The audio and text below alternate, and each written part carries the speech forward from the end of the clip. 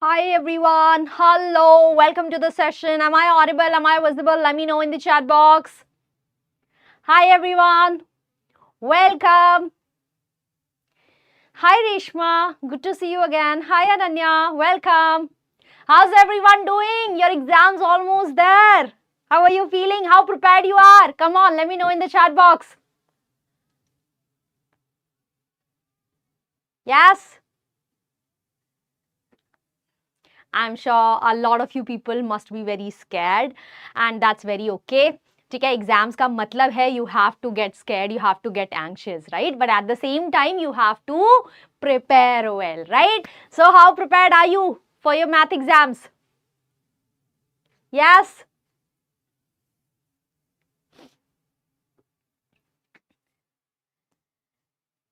Okay. So, hello. Hi, Guria. Hello. Welcome. People are still joining us. Okay, peeps. So, my name is Ankita Singh and welcome to the revision marathon. How excited are you to revise the entire 10th grade mathematics alongside me? How excited are you? How prepared are you? Yes. Good evening, Rishya. Good evening, Piyush. Good evening, Harshit. Good evening. Good evening. ठीक है. तो yes. Okay, so I hope guys that you are here to revise, okay? Because if you think that I'm going to teach any concept from scratch, that is not going to happen today, okay? Because we have already taken one shots of each of the chapters. If you want to learn any chapter from scratch, you can go watch that one shot, okay? आज के इस session में what we are going to do today is we are going to revise the entire 10th grade mathematics concept by concept. So we are going to basically go through all the concepts. We are not going to leave any concept, okay? We are going to go through all the important formulas. We are going to go through all the important theorems and their proof also, okay? And we are going to go through some of the most important questions that are for sure going to come in your exams. Okay? And in between, we are going to practice small problems on concepts so that you can actually revise how to use concepts also. So that is the agenda. And obviously, this session is going to be in English. Obviously, right? Harshit, mainly for CBSE, bacha. Yes, I do know him. Who doesn't, Gudiya? Oh, that's great, Gudiya. He's also doing. That's great. That's great. Okay. So with that, people, let's start, shall we? Okay, chalo. So this session is going to be super fast and let's revise together, guys. Let's start. So first of all, we are going to start with the chapter real numbers. Now, though the chapter name is real numbers, we mainly deal with rational and irrational numbers because rational and irrational numbers make up real numbers, right? Now, what are rational numbers, guys? You have already studied. Rational numbers are numbers of the form P by Q, where P and Q are what? They are any integers, right? And Q cannot be equals to 0. So all the numbers like natural numbers, integers, fractions, all the numbers that you have studied since smaller grades, they all fell into rational number category, right? Now, what are irrational number, guys? So irrational numbers are numbers that cannot be written in the form P by Q, where Q is not equals to 0 and P and Q are integers, right? So what numbers are those? So you must have heard pi is an irrational number, right? Because you cannot write it in the form P by Q. Right? Exact value cannot be written. Okay? Similarly, any non-terminating, non-repeating decimal. For example, if I write 1.21, 211, 211, and so on and so forth. So this decimal form here is going on forever and there is no repetition here, right? There's a pattern but no repetition. So this again is an example of what? Irrational number. Another example, 6 root 2. Yeah, right? So this root 2 part here is basically making this entire thing what? Irrational, right? Similarly, if I write, 5 root 2 minus 5, again, what? Irrational, right? So these are some examples of irrational numbers. Now, what is the thing that you should remember about irrational numbers, guys? So basically, if you have an irrational and rational number, then if you add them, if you subtract them, if you multiply them, and if you divide them, the result will always be an irrational number. Again, I repeat, if you add, subtract, multiply, divide a rational and an irrational number, then you'll always get an irrational number. Exception being 0. See, if I have root 2 and I multiply root 2 with 0, what do I get? 0. Okay? Ya fir if I divide root 2 by 0, what do I get? Undefined. That's not defined, right? So that's why we have written ki bhai in multiplication and division of rational and irrational number, 0 is excluded. Okay, you can have an MCQ question directly from here. Now another thing, if you have two irrational numbers, then their addition, multiplication, subtraction, division can be rational or it cannot be, or it can be irrational basically. For example, if I ask you what is root 2 into root 2, these two are irrational numbers but the result is a rational number. But if I multiply 5 with if I multiply, let's just suppose root 3 with root 2. So here I'll get an irrational number, right? So that means when we are operating two irrational numbers, we can't for sure say what will be the result. Hi Vaibhav. Hello everyone. Okay. Chalo, let's concentrate here, right? Okay. Now, next thing everyone is fundamental theorem of arithmetic. Super duper important. Okay, what does this say? This says that every composite number can be expressed as product of primes and this expression is unique apart from the order in which they appear. For example, if you have 1728 here, right, this is a composite number, so you can always prime factorize it. You have all learned prime factorization in smaller grades also, right? You start dividing by primes and once you get 1, your prime factorization is done, right? So now 1728 can be written as 2 raised to power 6 into 3 cube, right? So here 2 and 3 are what? Primes. So we have written 1728 as product of powers of primes, right? So this is the prime factorization and the theorem says that every composite number can be written like that. Okay? Now when they say that this expression is unique apart from the order in which they appear, that means the maximum thing you can do is you can just write this entire thing like this, 3 raised to power 3 into 2 raised to power 6. That means you can switch the order. That's it. Okay? Apart from that, you can never write 1728 as a product of primes in any other form. Cool everyone? So now, what are the type of questions that get asked from here? So here's the question, 6n will always end with. So this is a question directly from fundamental theorem of arithmetic. Let's see how many of you people, give the answer. So let's start the poll everyone. Wait. Can you see this? Okay. Chalo. Quickly everyone, quickly. Yes. 6n will always end with what digit? 6 raised to power n. Because Harshit, the entire content will be posted in English. That's why it's PW Foundation English. Okay? Okay. Chalo, I'm going to stop this everyone. Let's see how many of you people, got the correct result. Okay, so 100% of the people got the correct result. Well done. Good job, Reshma. Well done. Well done. Well done. Okay, so here 6 raised to power n. See, in the factorization of 6, you don't even have to think prime factorization. Just think, when I write 6 raised to power n, that means 6 is getting multiplied with itself n number of times. So if you multiply 6 with itself, the unit digit will always come out to be 6. Right? Simple. So that's why 6 raised to power n will always end with the digit 6. Very simple guys. Okay. Now let's come to the main important concept of HCF and LCM. So how do you find highest common factor of two numbers? So basically, first of all, you are going to prime factorize all the given numbers that's given to you. Okay? And then what you're going to do? You are going to take the product of smallest power of each common prime factors. Okay, so I want you people to first answer me this and then we'll, see. Wait. Yes, here. What is the HCF of 360, 400? So, for you people, I have done the prime factorization. I have written 360 as 2 cube into 3 square into 5 and 400 as 2 raised to power 5 into 5 square, right? Now, you have to find HCF, bacha. So, HCF mein what do? You first figure out all the primes that are common to the factorization. So, here you can see that 2 is common to both the factorization, right? So, here I'll write HCF is equals to 2. Okay? And another number that is common is 5. Okay? So, right now I am just writing the numbers, the primes that are common. Between them, always a multiplication sign. Now, you will see the smallest power in HCF, always the smallest power of these numbers. So, smallest power of 2 is 3 and smallest power of 5 is 1.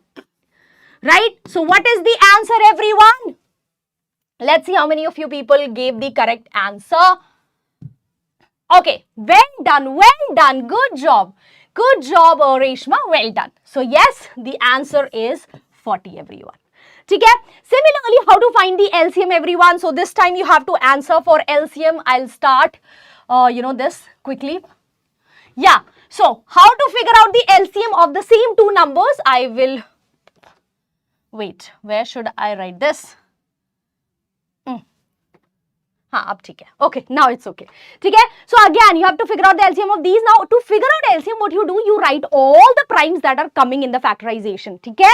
So all the primes you are going to write. So here, what are the primes? 2 is occurring, 3 is occurring, and 5 is occurring. So you don't see whether they are common or not. You just write all the primes. ठीक है. Then you write the highest power of each prime. So the highest power of 2 is 4. The highest power of 3 is 2. And the highest power of 5 is again 2. Right? So this here is the LCM. So the final answer, everyone, final answer, let's see. Final answer, yes, option number B. Okay, 50% only gave the correct answer. Okay, okay. Reshma, well done, good job. So bacha, this when you multiply na, you'll get the answer as 3600. This is the answer. ठीक है, 3600. So that's how you figure out HCF and LCM of any given numbers. ठीक है. Now next thing, everyone, some important properties, and guys, in MCQ these properties are very helpful because directly from these properties MCQs can be asked, right? So first of all, HCF into LCM is equals to product of two numbers. Super duper important. ठीक है. Remember, when you have, this is only true for two numbers, okay? So for two numbers, their product is equals to their HCF into their LCM. Next, HCF of two or more co-prime numbers is always equals to their product. For example, if I ask you what is the LCM of 2, 3, so 2 and 3 are co-prime, right? So their LCM would basically be their product, that is 6. Now this is helpful when you have to figure out LCM of big numbers and you know that both the numbers do not have any common factor other than 1. Co-prime matlab no common factor other than 1. ठीक है? Now similarly, for two co-primes, the HCF, or for group of numbers that are all co-prime that do not have any common factor other than 1, so their HCF is always equals to 1. Always. ठीक है? This here, always equals to 1. Now next thing, HCF always divides LCM. Again guys, super important. They can simply ask you ki bhai, let's just suppose that the LCM of a given number is 15. They say ki LCM of a given number, LCM is 15. If LCM is 15, which of the following cannot be the HCF? Which of the following cannot be HCF? They would give you the options like 2, 5, 10 and 15, right? So then you will see ki which of the given numbers is not dividing 15, right? So 2 does not divide 15, right? 3 divides 15, 5 also divides 15, 15 also divides 15. So basically 2 would be your answer. Okay, so this type of question has been asked in your board exams. Now, HCF of two given numbers is always less than or equal to the numbers. This is super obvious, but something that a lot of people forget while doing word problems. So remember, bacha, HCF of all the given numbers would always be either less than the numbers or equal to the number. It can never be greater than any of the number, any. Okay. LCM of the given numbers, it is always greater than or equal to the given numbers. LCM cannot be less than the numbers. It has to be greater than or equal to the largest number. Okay. Now, if the HCF, let's just suppose there are MCQ questions like these. Ki HCF of the numbers is given. Let's say 50. Okay, so HCF of number is what? 15. So you can take the numbers how? You can take the numbers as 15 into A and 15 into B. Here, 15A and 15B, where A and B are what? They are co-prime. They do not have any, number as their common factor other than 1. Okay? So, again I'll repeat. If LCM of a number is, let's say, HCF of a number, HCF of a number is 15, then we can take the numbers as 15A and 15B, where A and B are what? They are co-prime. They do not have any other common factor, because if they had a common factor, that would come out and HCF would change, right? And what would the LCM look like? The LCM would look like this, 15 into AB. The LCM would be 15 into AB. Again, comes in handy a lot. Okay? Yes, Reshma, yes. Okay, Jayashree, this would be helpful for you also. Don't worry. Okay, chalo. Now next thing, again you might get a question from here, a 3-marker question from here, where if you have to find the largest number which divides any, let's suppose 2 or 3 given numbers, and leaves behind remainder R1, R2, R3, right? So how would you do that? How will you figure that out? So you can use this directly. So for such question, the HCF would always be HCF of each of the given number minus the remainder that they are giving. Okay? So again, HCF of A minus R1, B minus R2 and C minus R3. This is super helpful, guys. You can mug it up right now. If you have to find the HCF of, if you have to find the largest number that divides the given numbers and leaves behind remainder R1, R2, R3. Okay, so for that, what you'll do, you'll just subtract the remainders from each of the numbers and take their HCF. That would be your answer. Simple, basic. Okay, chaliye, let's move on, guys. Now, for word problems, guys, how do you know whether you have to figure out HCF and LCM? This is the most asked question by students, right? Ki in word problems, they get confused. No worries, guys. Dekho, if in word problem, the question is talking about maximum and highest, then you might have to find HCF. Might. Why? This is not confirmed. This is not confirmed. There are questions where you will see the word maximum and highest and still you have to find LCM. So that's why I wrote the word might. Okay? Similarly, for LCM, if you see the words minimum and smallest, then again you might have to find LCM. Might. Because there will be question, I'll show you where minimum word is written but you are finding HCF. Sorry people. Okay? So this again is not sure. What is sure though? This is sure कि when the question has words like groupings of any kind, okay? Groupings could be in forms of rooms, okay? So basically when the question is talking about any groups, वहाँ पर you will find HCF. Similarly, when the question has word like simultaneous or together, then again you will have to find LCM. Okay, now the most important thing that you have to take note is this: whenever in a question the answer cannot be greater than all the given numbers, so wahan par you have to find HCF, guys. Do you understand? The answer cannot be greater than all the given numbers, so you have to find HCF. If the answer cannot be lesser than all the given numbers. If the answer cannot be less than the given numbers, then you have to find LCM. That's common sense. So the most important thing here is use common sense. I know common sense is not very common, but please guys, please. This is your, the simplest way of remembering. Okay? Shri Vignesh, maybe 3 hours, but we don't know, right? I don't know. So yes. Chalo. So now, here's a question, guys. It's a very good question. And let's see. Okay? So again, this is a word problem. You have to either find HCF or LCM. Okay? Chalo. In a school seminar, the number of students studying physics, chemistry and mathematics are 36, 60 and 84 respectively. Find the minimum number of rooms. What do you have to find, everyone? You have to find the minimum number of rooms. Wait, where did this go? Minimum number of rooms required if each room has the same number of students and all students in a room belong to the same subject.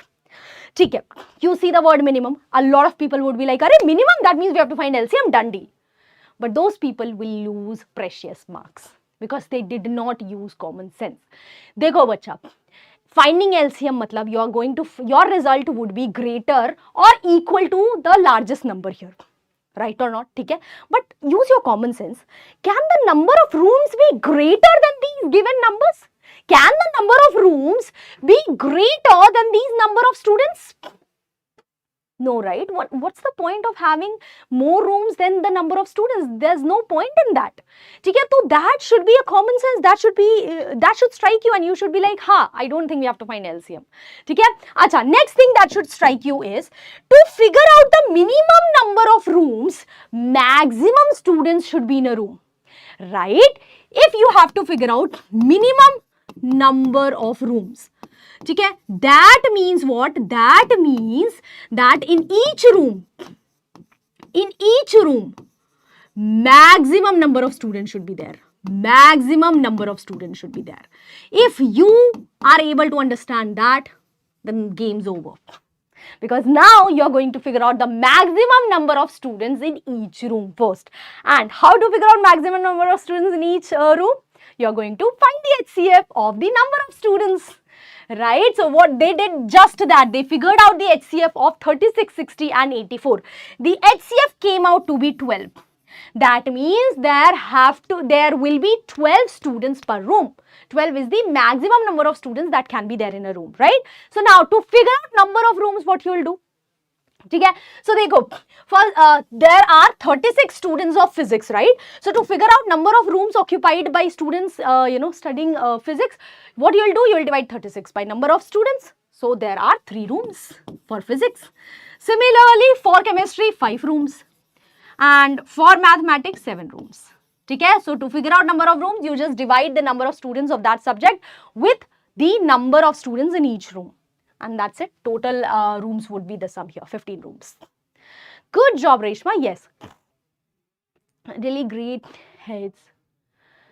Thank you, Jayashree. Thank you. Okay, chalo. So, I hope this is clear to all of you people. Let's move on now and let's see the most common type of problem that is asked in your board exams. Okay, you cannot skip this question. So, let's just go through the steps, guys. Whenever you have to prove root 2 is irrational, yeah, root 5 is irrational, yeah, root 7 is irrational, how do you do that? So, the first thing is you assume that the number is irrational. Obviously, rational.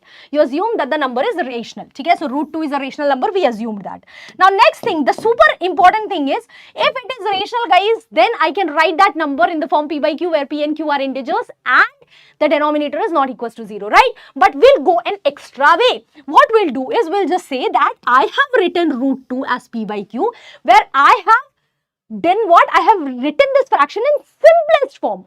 Matlab ki, this p and q are what? They are co-prime integers. I have reduced the fraction and now the fraction is in simplest form. That means numerator, denominator have nothing in common other than 1. Okay? So, this is the key to this entire question, that p and q are co-prime integers and q is not equals to 0. Okay? That means they don't have anything in any other number as a common factor other than 1. Now, once we do that, what I'll do, I'll just square both the sides. Okay? Once I square both the sides, I get 2q square is equals to p square. Now, if p square can be written as 2 into something, then that clearly tells us that 2 divides p square, right? 2 divides p square. Now, there's this theorem that says that if any prime number divides the square of a number, then that prime number will also divide the given number, right? So, if 2 divides p square, everyone, then 2 divides p also.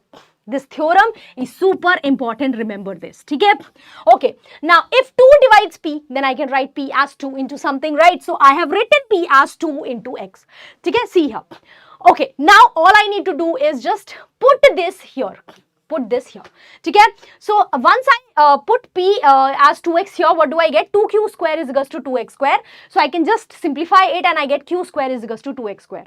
Now, again, I can write q square as 2 into something. That tells us that bhai 2 divides q square.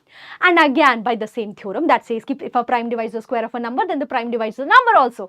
I can say that bhai, if prime number 2 divides q square, then prime number 2 also divides q. Prime number 2 also divides q. Ab, we have shown that both p and q are divisible by 2. That means both p and q have 2 as the common multiple or common factor. It should be factor, everyone. Okay? Common factor. So, both p and q have 2 as their common factor. That means p and q are not co-prime. And if p and q are not co-prime, our assumption is wrong. There's a contradiction. Finally, you'll write root 2 is an irrational number. That's it. That's how you end. Okay? Understood? Okay, Shri Vignesh. Good to know. So, this is a super important question, guys. Make sure that you don't miss any of the step, basically. Okay? Another type of question that can be asked in your board exam is this. Ki they might ask you, ki bhai, now I'm not saying ki proof root 5 is irrational. Nah, I'm giving you ki let root 5 be irrational. Okay? Let it be irrational. Now prove that this here is irrational. This here is irrational. So how will you do that? Very simple, bacha, very simple. You are going to make use of this fact that root 5 is irrational. Okay? So first of all, what I'll do is I'll assume the contradictory thing. Okay? So I'll assume that 6 minus 4 root 5 is actually equals to p by q. That means it's what? It's a rational number. Okay? तो if 6 minus 4 root 5 is a rational number, then I can take it as p by q या a by b, जो भी करना है, ठीक है, where a and b are integers and b is not equals to 0, write the entire thing.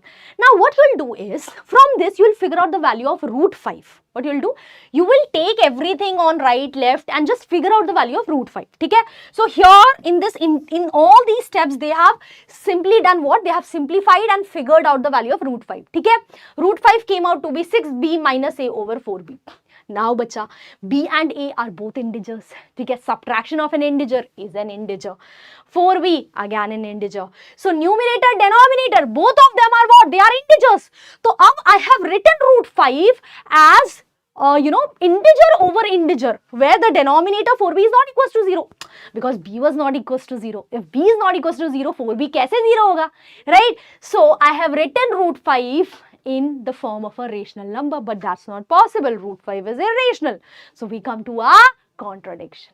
So what do you have to do in problems like these? You just have to take this under root wala part and figure out its values. Okay? Whatever value you'll get, it would be in form of integer over integer and you'll get a contradiction. Okay, everyone? Chaliye. Now with that, guys, we are done with real numbers. Let's start polynomials. Okay? Chalo. First of all, what is a polynomial, everyone? So an algebraic expression that can be written like a naught into x raised to power plus a1 into x raised to power n minus 1 plus dash dash dash till an. That is your polynomial of degree n, where a naught, a1 and all of these are what? They are constants, and a naught is not equals to 0. Now this is, I know this is very typical and sophisticated wala part, so ऐसे don't remember it like this. Just remember कि भाई polynomial is basically what? It should be an algebraic expression. It should be an algebraic expression, obviously, ठीक है? But a special type of algebraic expression in which the power is a whole number. Simple as that. Power is a whole number. Power is what? A whole number. And power cannot be in, no variable cannot be in 0. In denominator, my fault. Okay? No variable should be in denominator. Should be in denominator. Should be in denominator. Okay? So if you understood this definition, you will be able to answer this really fast, guys. So please quickly do it. I will start the poll. Okay? Which of the following are polynomials? Is a polynomial? There is only one answer. Okay? Is polynomial. Okay? Hanji, polynomial is an algebraic expression in which the power specifically should be what? It should be a whole number and no variable should be in denominator. If you just remember this simple definition, you'll never be confused basically. Okay? Chalo, let me stop this. Okay, ji. Let's see. View results. None of the people gave the correct answer. Okay, chalo, no worries, guys, no worries. Let's see. None of the above. Nahi Reshma. There is an answer. I'll show you. Okay? So, dekho, yahan par you can see that this x here is in denominator, right? So, obviously, this is wrong. Here also, you can see this entire thing is in denominator where you have variables also. So, this is also not a polynomial. Again, y is in denominator, not a polynomial. Ab yahan par a lot of people would be like, ma'am, the power here is 3 by 2. It's not a whole number. How is this a polynomial? So, bacha, use your brain. This is nothing. X 3 by 2 is what? It is x root x only. Socho na, x root x matlab x into x ki power 1 by 2. Okay, so that would be x raised to power 1 plus 1 by 2, which is what? It is x raised to power 3 by 2. Come on, guys. X root x is what? It is x. X root x is x raised to power 3 by 2. Samjhe? Minus x root x, which is equals to 0. And people, 0 is a polynomial, right? 0 is a constant 0 is a zero polynomial. It has its own specific category. ठीक है? See here, 0 is a polynomial. Its degree is undefined. ठीक है? Because you can multiply 0 with x, या 0 with x square, 0 with x cube. So what happens? The degree can keep changing. Okay? So that's why we say that 0 has undefined degree. Okay? Now constants are basically 5 by 2, 1, 6, negative 100. All of these are constants and they are also what? They are also polynomials. Their degree is what? Their degree is 0. Right? Why is their degree 0, bacha? their degree is 0 because I can write, let's say, negative 100 as negative 100 x raised to power 0. Okay? Understood? So that's why. Okay, now next thing is a linear polynomial, everyone. Why am I able to? Wait. Next up is linear polynomial. What is a linear polynomial? Linear polynomial means degree 1, right? So you can write it as ax plus b. For example, 5x plus 3, 2x minus 7. These are all linear polynomials, right? Now next we have quadratic polynomials. So in quadratic polynomials, the degree is 2. Ax square plus bx plus c is the standard form of quadratic polynomial. Okay? Chalo. So with that, let's move on. Now, let's discuss the value of a polynomial and the zeros of a polynomial. Okay? So value of the polynomial is very easy to figure out. Let's just suppose you have a polynomial px, this here, and you have to figure out the value of this polynomial for x is equals to 1. Okay? So how will you figure out the value of this polynomial for x is equals to 1? You will put x as 1 here. You will put x as 1 here, right? So here in this entire thing, x will be put as 1. So you will get 1 minus 5 plus 6, that is equals to 2, everyone. Okay, understood? Simple hai, you have studied it in 9th grade. Now let's come to zeros of a polynomial. So zeros of a polynomial is basically the value of the variable that makes the value of the entire polynomial 0. Okay? For example, if I simply have px is equals to x square minus 4. So if I put x as 2, this entire thing will become 2 square minus 4, which is 0. So putting x as 2 made my polynomial 0. So this is the 0 of the polynomial. Okay, simple hai, okay?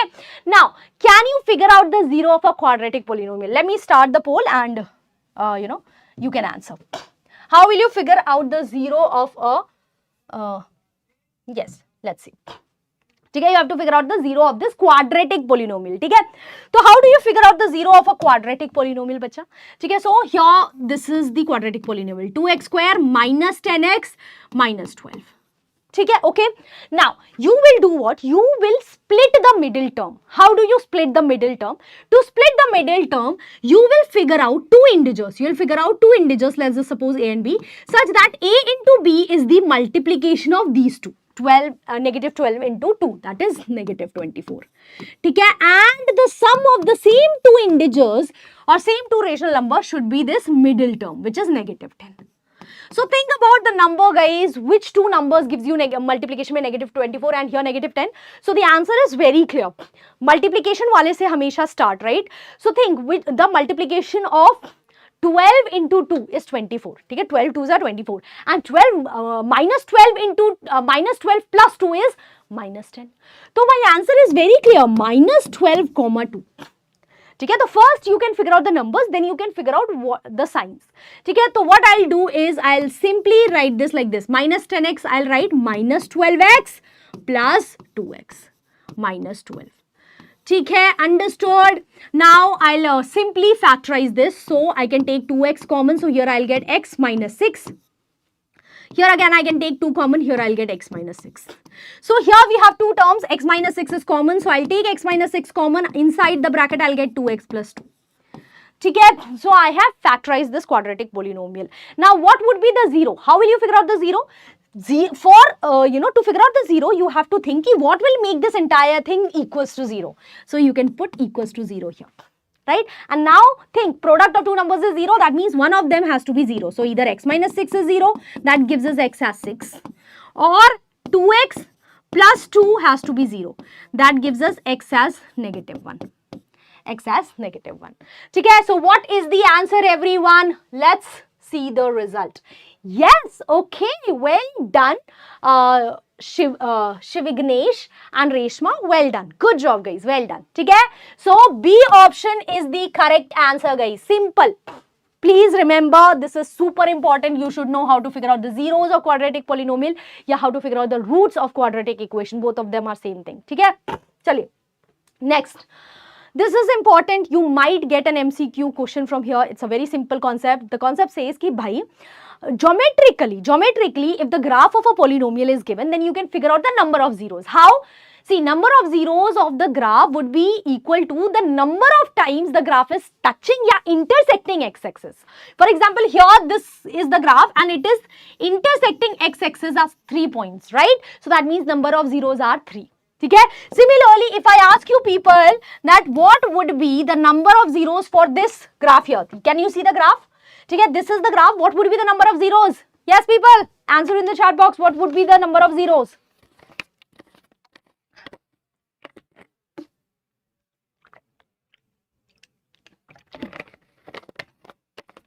Good job, Shri Vignesh. Yes. See, the graph is not touching the x-axis anywhere, right? So the number of zeros reduces to 0. There is no 0 here. Okay, understood? So either the graph has to touch the x-axis or intersect. So wherever it does, that would count as 0. Okay? Chalo. Another important thing, relationship between coefficients and the zeros, right? So basically, if you have px is equals to x square plus bx plus c, and we are saying ki for these two, alpha and beta are the zeros. Alpha comma beta are the zeros, right?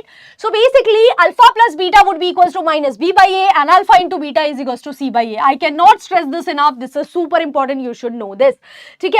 Now, if you have to form a polynomial whose zeros are given, a quadratic polynomial, if you have to form a quadratic polynomial whose zeros are given, then how will you do that? K into x square minus alpha plus beta into x plus alpha beta, right? Where alpha and beta are what? Zeros. ठीक है, simple है. चलो, answer this one, everyone.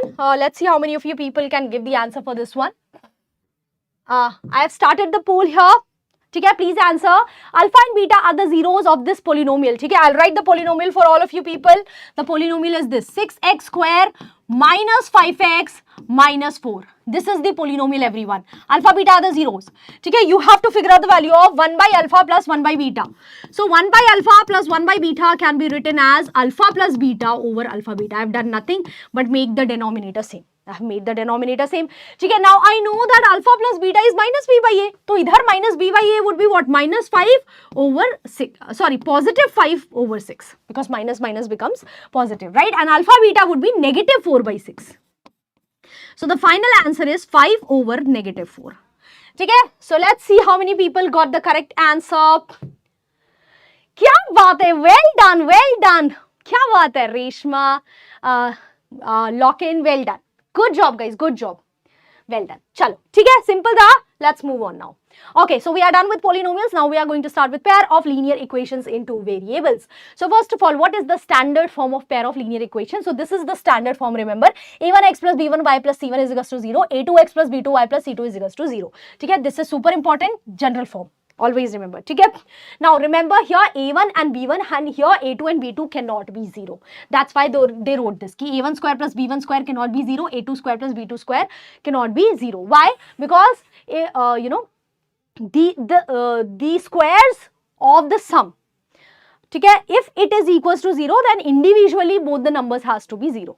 ठीक है, so that's why they have written this. Now, solution of system of two simultaneous linear equation. तो बच्चा, first of all remember, linear equations in two variables always form a straight line. They will always form what? Straight line. ठीक है? अब if you have two linear equations in two variables, then both of them will form straight line. Now these two straight line can intersect, or they can run parallel, or they can run over each other, right? So if they intersect, 1 0. If they run parallel, no 0. And if they coincide, that means they are over each other, then infinite number of zeros. So basically, 0 I'm saying, sorry, solution. My fault, guys. So basically, solution depends on the points where they are intersecting. ठीक है? तो अब यहाँ पर, can you tell me what is the solution of this pair of linear equation? ठीक है? So you just have to think what value of x and y will satisfy both the equations. So I think this is very easy to see that if I put x as 1 and y as 6, sorry, if I put x as 6 and y as 1, ठीक है? If I do that, you can see that 6 plus 1 7 and 6 minus 1 5. ठीक है? So 6 comma 1 is the solution of this pair of linear equations in two variables. ठीक है? So here we just guessed it, but obviously we have methods of figuring it out. ठीक है? तो चलो. Now this is important, guys. Please pay attention. देखो, as I told you that a pair of linear equations in two variables, they might have a solution or they might not have a solution. Okay? So if the pair of linear equations have a solution, you call them consistent system. You call the pair of linear equations as consistent system. If no solution exists, when does no solution exist? When both the lines run parallel to each other. When both the lines run parallel, there's no intersection point, so no solution will exist, right? So no solution is called inconsistent system. Please remember that. Okay? Inconsistent also we have two two types of solution. Either we get one solution. One solution is in the case of intersecting lines. When both the lines intersect, then the point of intersection is that solution. Okay? And you have infinite solution also. Infinite solution would be in the case of coincident lines. That means if the lines lay over each other, then every point of both the lines would be their solution. Okay? So how can you figure out algebraically if given pair of linear equations have consistent solution or not? So देखो, whenever a1 by a2 is not equals to b1 by b2, then obviously you will have unique solution. You have just one solution. But if a1 by a2 is equals to b1 by b2 is equals to c1 by c2, then you will have infinite number of solutions. And finally, if a1 by a2 though is equals to b1 by b2, but the third, this is not, मतलब b1 by b2 is not equals to c1 by c2. In that case, bachcha ji, you will have infinite solution. So with that, can you answer this? Chalo ji, can you answer this? Sorry, you will have no solution in the last case, my fault. Okay? Should I stop the, acha chalo, I'll do it alongside you. Okay? So first of all guys, whenever two equations are given to you, make sure that you write them in standard form. That's important. Okay? So I'll write it in standard form. 2x minus 5y minus 6 is equals to 0. Here we have minus 6x plus 15y plus 18 is equals to 0. So I have written both the equations in standard form. Now I'll figure out a1 by a2. Okay? So let's quickly do it, everyone. So here, a1 by a2 would be 2 over negative 6, which is negative 1 by 3. Okay? Similarly, b1 by b2 would be negative 5 over 15, which again would be negative 1 by 3. And finally, negative 6 over 18, again negative 1 by 3. Okay? So you can see that a1 by a2 is equals to b1 by b2 is equals to c1 by c2. So what is the number of solutions? There are infinite solutions. That means the lines are what? The lines are coincident, right? So option number B is the correct answer. Everyone gave the correct answer. Well done, Gayatri, Nikshapes, Shri Vignesh and Reshma. Well done. Good job, guys. Okay, simple hai? Chalo. So with that, let's move on and see how to figure out the solution of the linear equations. Okay? Okay, so first of all we have graphical method. Okay, so graphical method mein you will have to draw the lines of from both the equations, and wherever the line intersect, that would be your solution. For example, here you can see that two equations are given to us, right? So if you have to solve it graphically, what I'll do is I will plug in the values of x and figure out the value of y. Ya fir I can plug in the value of y and figure out the value of x. Okay, so here you can see, everyone, they first put x as 0, right? So when they put x as 0, y came out to be 2. Y came out to be 2. So then x they put as 3. They put x as 3, so y came out to be 1. Finally, they put x as 6, so y came out to be 0. So one additional tip I'll give you. So first put x as y and figure out value of y. Then put y as 0, then figure out value of x. Third point you can figure out your yourself. Okay? Similarly, they did it here for x as 0, negative 4. For y as 0, 6 is the value of negative x, and for y as negative 2, x is 3. Okay? So once you do that, you have your points, right? What are the points, guys? 0, 2, 3, 1 and 6, 0, right? This is for the first one, the first equation, right? So you will plot these points in your graph and you will draw a straight line. You all know how to do that. Similarly, for the second equation also you will do that. Then you will see where the graphs of both the lines are intersecting. So you can see both the lines are intersecting here, right? So that means this is the answer. This here is 6, 0. So this is the solution of this equation. Very simple, very easy. Let's move on. Okay, now next method, which is an algebraic method, guys, is basically substitution method. Okay, so here we are going to solve both the pair of linear equations using substitution method. So substitution method mein what you do is, from any one of the equation you just figure out the value of one variable in terms of other variable. For example, here what we did, s minus t is equals to 3. right? So from this first equation, we figured out the value of what? We figured out the value of s in terms of t, right? So you can see here, s is equals to t plus 3. Okay? Now we'll put this value of s in the second equation. Okay? So I will put s as t plus 3 in the second equation. So see here, in place of s, we put t plus 3. Okay? So t plus 3 by 3 plus t by 2 is equals to 6. So now this is a linear equation in one variable which we know how to solve. So we solved this and got the value of t as 6. Okay? So now you got t. How to figure out s? No worries. You already know that s is equals to t plus 3. Right? You know the relationship. So you will plug the value of t as in here basically, and you get the value of s as 9. Okay? So this is the solution. This is substitution method. Not a very common method, like most of the people, they use elimination rather than substitution, but still you should know the substitution method, because you might get questions in exams where they might say ki bhai solve it using substitution. Okay? Chalo, next you have to solve this by elimination method. Okay? This is the most common method that is used. So elimination method mein what do you do is, you try to make the coefficients of any one of the variable in both the equations same. Okay?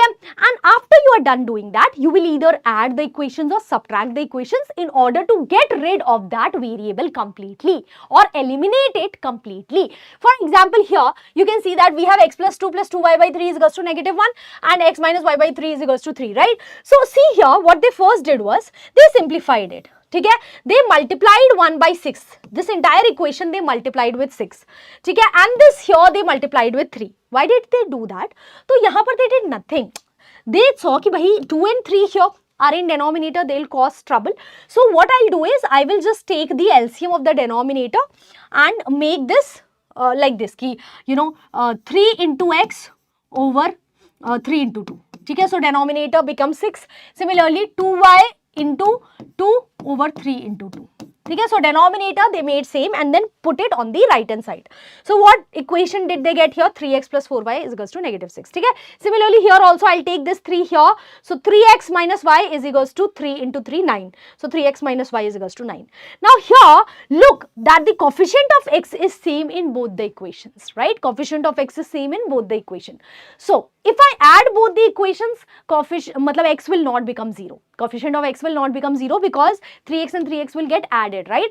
But we need to get rid of the x wala part. So for that we'll subtract. Okay? So it's your choice if you add or subtract, and that depends basically on the sign. Okay? So here we subtracted both the equations. So once we subtract bacha, what will happen? Here 3x and 3x gets cancelled.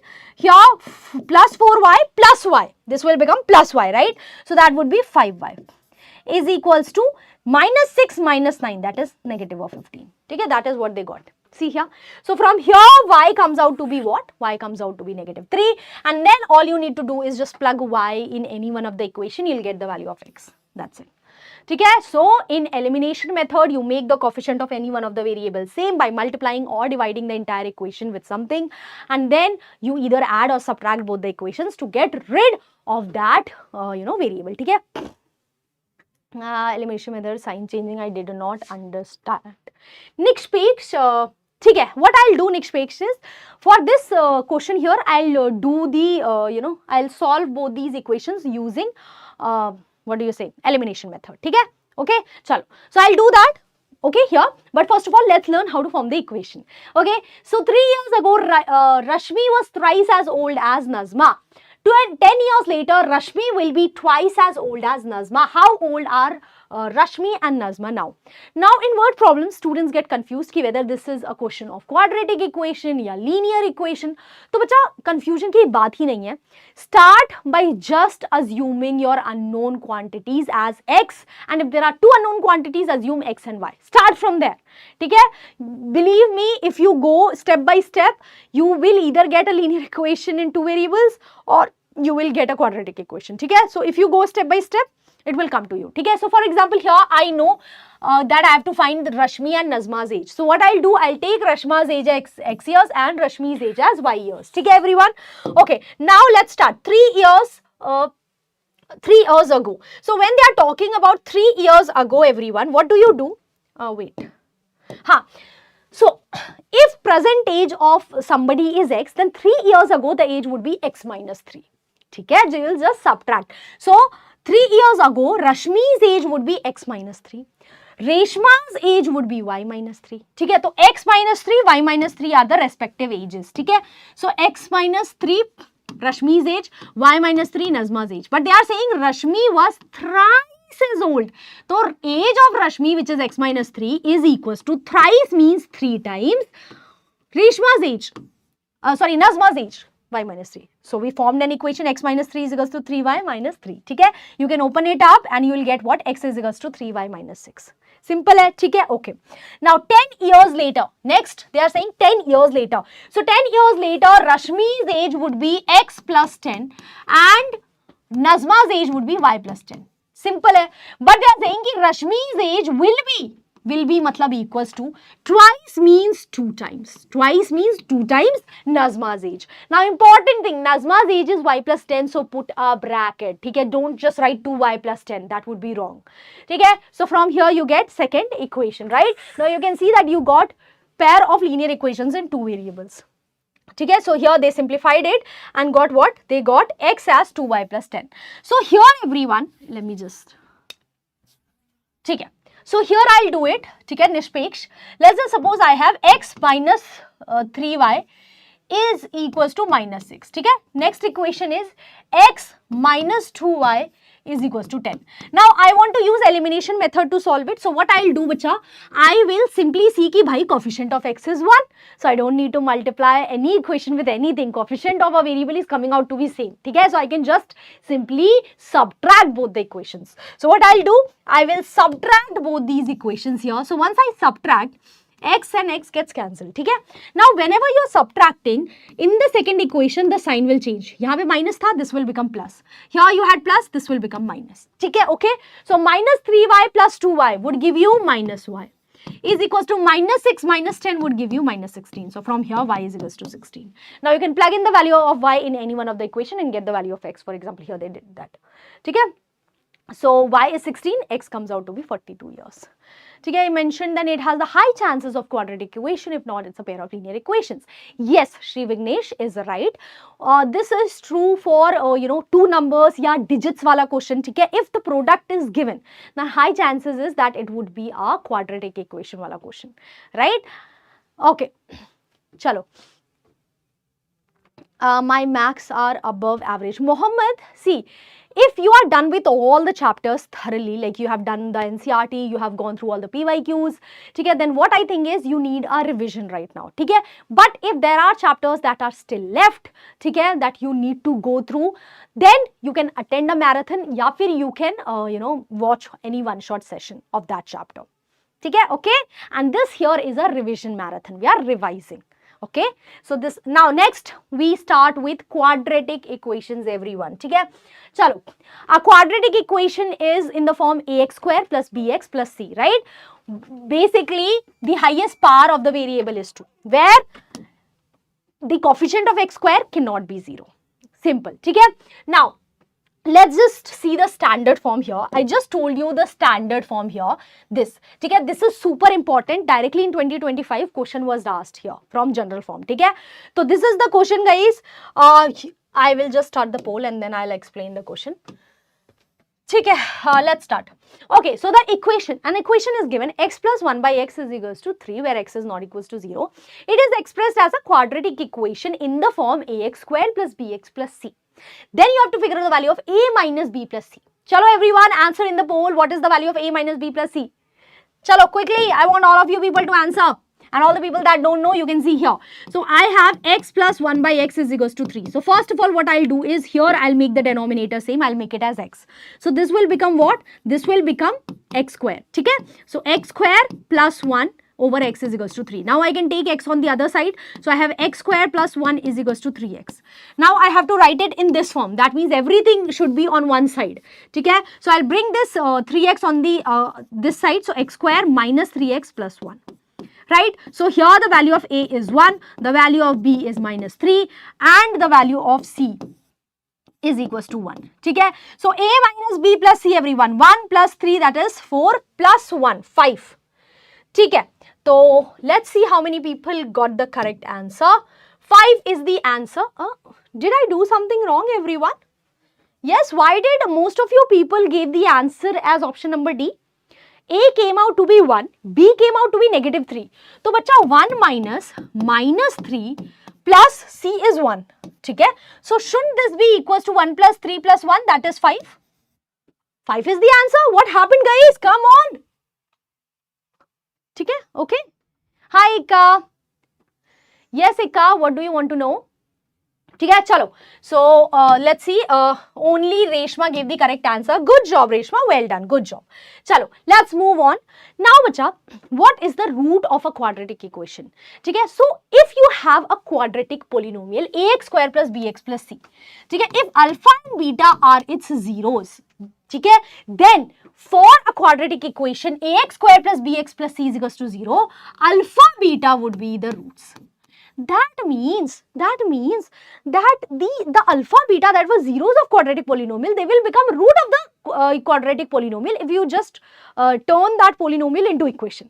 ठीक है, and that also means that alpha beta will follow all the roots of quadratic polynomial. The rules were कि alpha plus beta is minus b by a, right? See here, sum of roots, that means alpha plus beta would be minus b by a. Product of roots would be c by a. That means alpha into beta would be c by a. ठीक है, so remember alpha beta will follow all the rules of quadratic polynomials. Okay, zeros wala. ठीक है. Now, how to write a quadratic equation when alpha beta are given as the roots? Same thing, bacha, same thing. K into x square minus sum of roots into x plus product of roots is equals to 0. ठीक है, okay. Now, how do you solve quadratic equation? So, one method is splitting the middle term या factorization बोल लो उसे, that we saw while figuring out zeros of a quadratic polynomial, right? Another one is by using quadratic formula. So, by using quadratic formula, you can say that the roots of a quadratic equation of the form ax square plus bx plus c is equals to 0. If you have a quadratic equation of this form, then the roots would be given by minus of b plus minus under root of b square minus 4ac over 2a. You should all know this. This is basic. ठीक है? This is also known as Sridharacharya formula. ठीक है? Now everyone, this under root वाला part b square minus 4ac is known as discriminant. It is known as discriminant, and this actually decides whether the root of the equations are real, unequal या real, unequal या फिर do not exist. ठीक है? तो बहुत obvious है everyone. If under root वाला part, if this under root वाला part becomes 0, then both the roots would be minus b by 2a. Yes or no? तो when d is equals to 0, both the roots are real and equal, and they are equal to what? Minus b by 2a. See now, if you put d as 0, only minus b by 2a will remain. So, both the roots will be minus b by 2a. ठीक है? Now, if the discriminant is greater than 0, then both the roots are real and they are both different from each other. They are distinct. If d is less than 0, now if under root wala part becomes less than 0, then that thing does not even occur in the world of real numbers. Matlab roots are non-real. They are not real. ठीक है? So, this is super important what discriminant is and how does discriminant decide roots would be of what kind. ठीक है? So, with that, answer this question everyone. Let me start the poll. ठीक है? Please answer in the poll. You have to figure out the discriminant. ठीक है? So, whenever you have to figure out the discriminant, make sure that your quadratic equation is in standard form. मतलब ax square plus bx plus c is equals to 0 वाला form. ठीक है? So, here it's already in standard form. So, I know that discriminant d is equals to b square minus 4ac. ठीक है?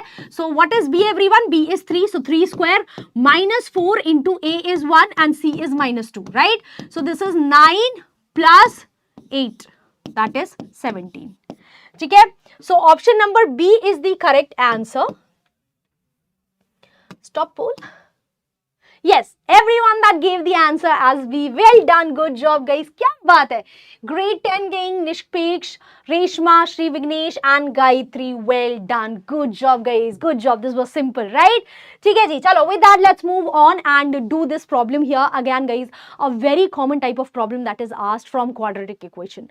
So, what is the question saying? The question is saying you have to figure out the value of k if the given equation has real and equal roots. So, you will be given the equation and in that equation there will be some unknown quantity k whose value you have to find, and they would give you कि this equation either has real or real and equal roots या real and unequal roots, मतलब they would give you a type, ठीक है. तो in these types of questions all you do is figure out the discriminant, what is happening. हाँ, discriminant, ठीक है. तो for real and equal roots what happens everyone, d is equals to 0, right? d is equals to what? 0. So d is what? b square minus 4ac, right? So b here is k and a is 2 and c is 3. So all you need to do is put here. So you can see that k square minus 4 into 2 into 3 is equals to 0. From here you get the value of k as plus or minus 2 root 6. You get k as plus minus 2 root 6.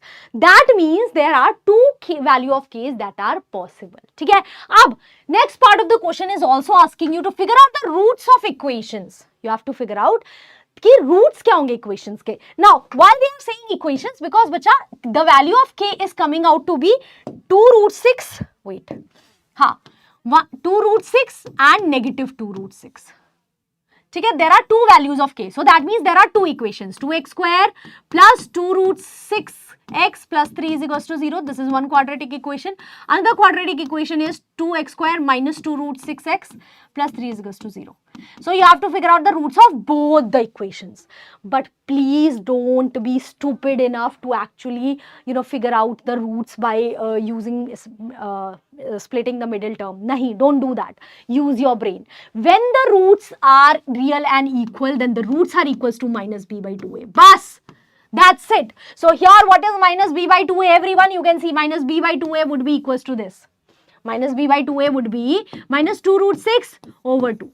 Right? So over 4, sorry, 2 into 4. Yes. So that would come out to be minus of root 6 over 2. Similarly, for the second one, this would be the value of x. Okay? So remember, when the roots are real and equal, the roots are basically minus b by 2a. That's it, guys. That's it. Okay? Important question. Okay, so with that, guys, let's see this word problem here.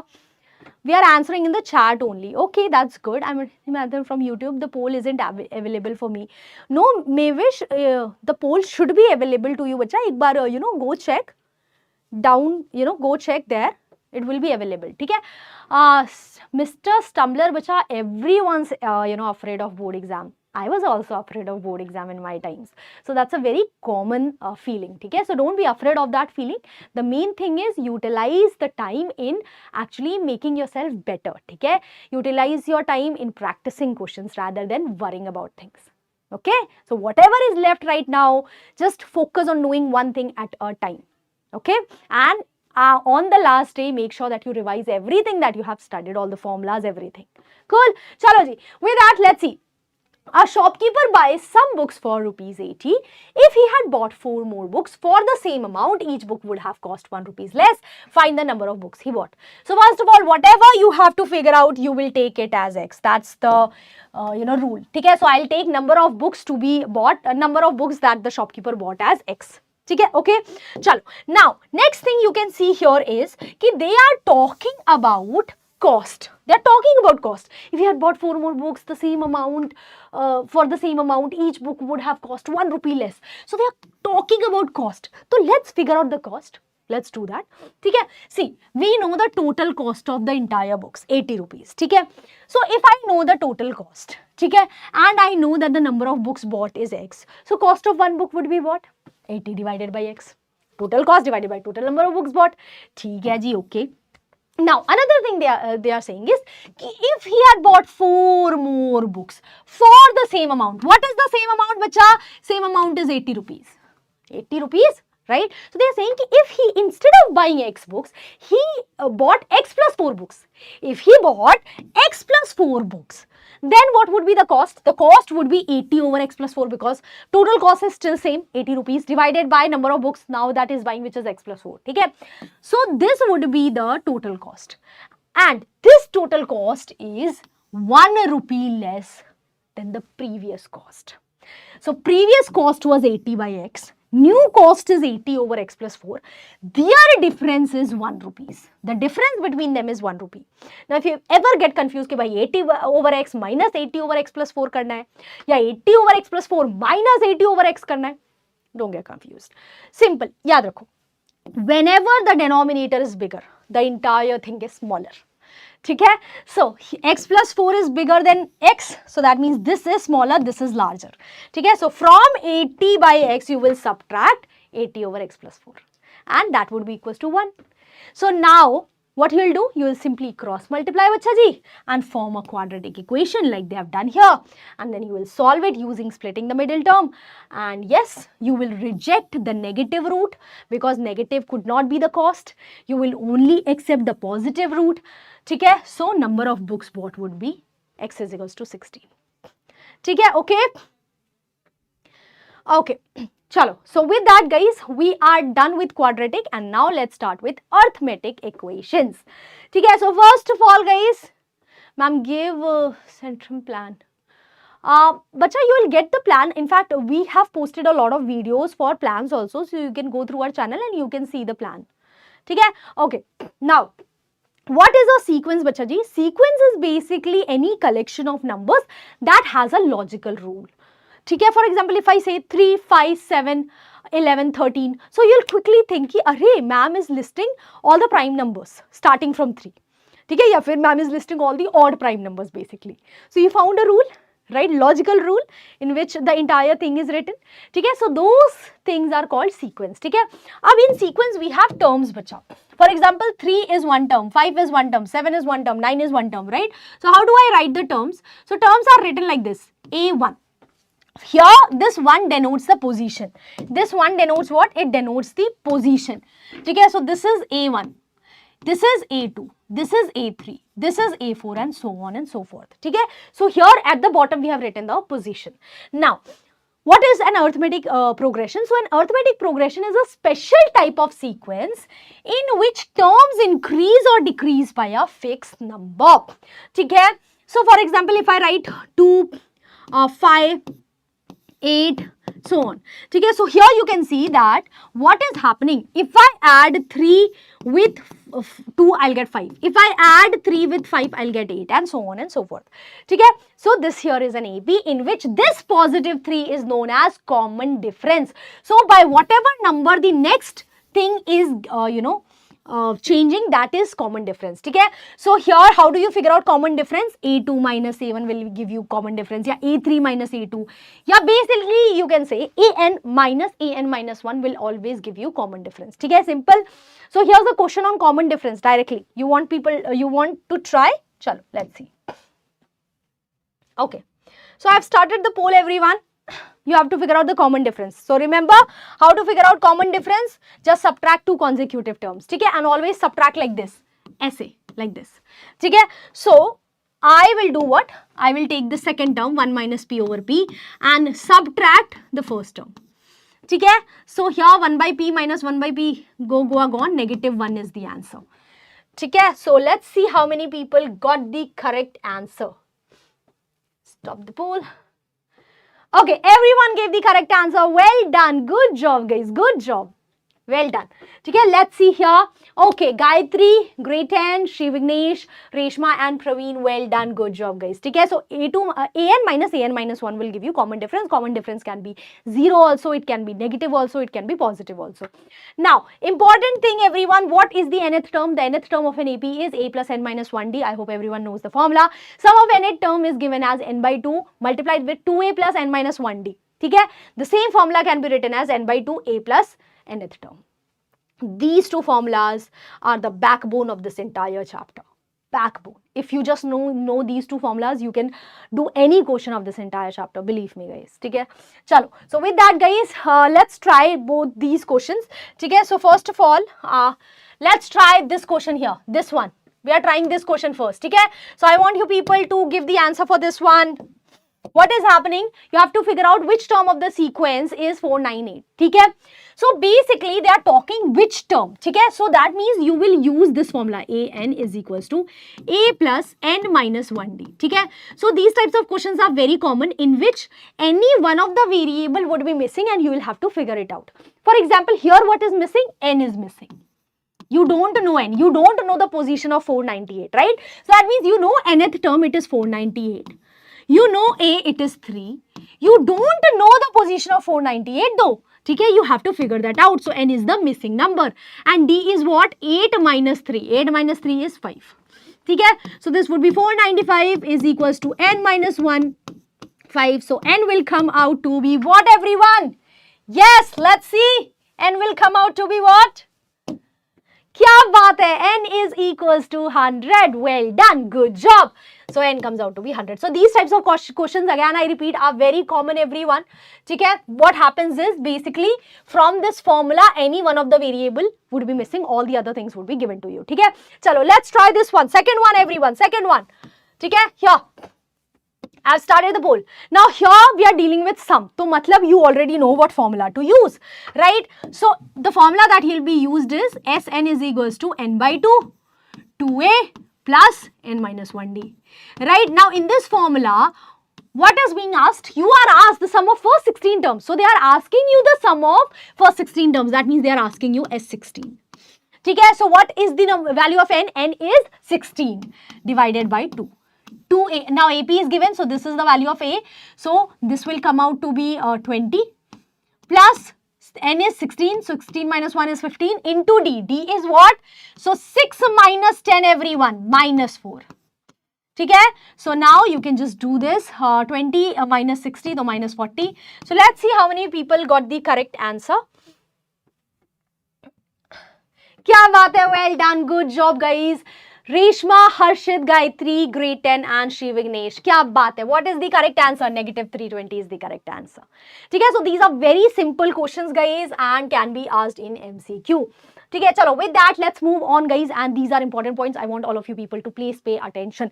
ठीक है? याद रखो. So you have one type of question where they ask you to figure out, you know, let's say 10th term from the end, या 6th term from the end.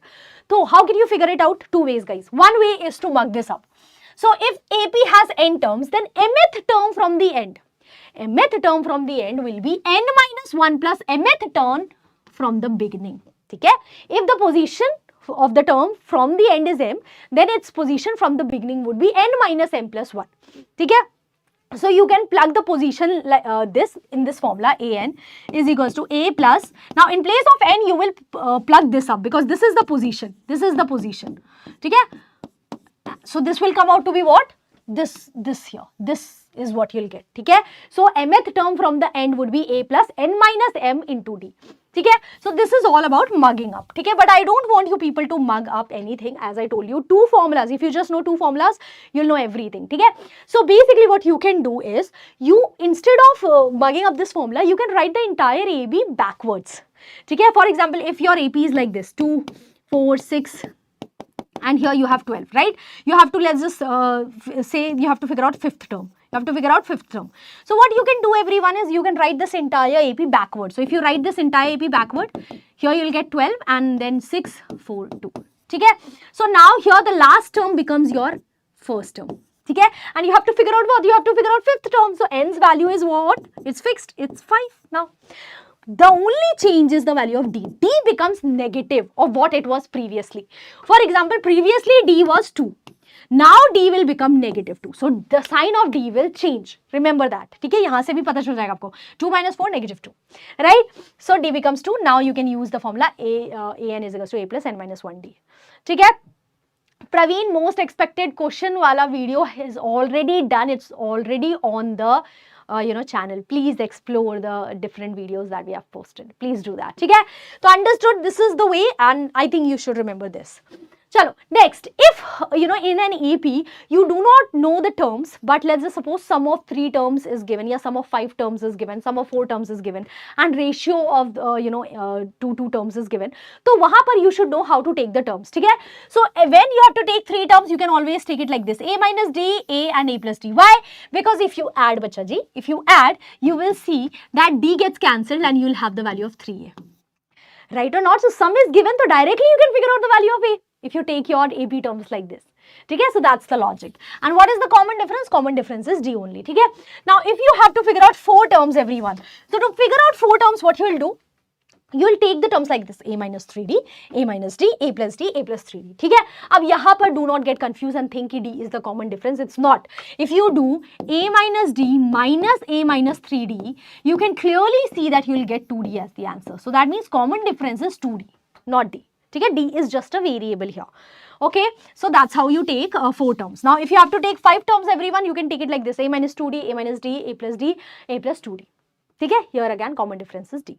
So remember how to take the number of the terms and it depends on the number of terms that you have to take. ठीक है, this is when the sum is given.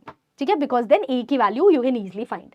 Okay, next thing super important guys, you know, you will get questions like these, specifically 5 marker question you will get. ठीक है, जहाँ पर you might have to use either of these things. तो first Sn minus 1 is equals to an. ठीक है, if you basically subtract the sum of two consecutive number of terms, you will get the nth term. Very important guys, very important. Another thing, you must have seen questions like these ki sum of the last 10 terms is given, sum of the first 10 terms is given and sum of the last 10 terms is given. You have to figure out the AP. कैसे होगा? तो sum of the first 10 terms is given, you can easily figure out a relationship between A and D using the formula. ठीक है, but sum of last n या r number of terms, how will you do that? तो you can remember it like this: sum of last r number of terms would be equals to sum of the entire AP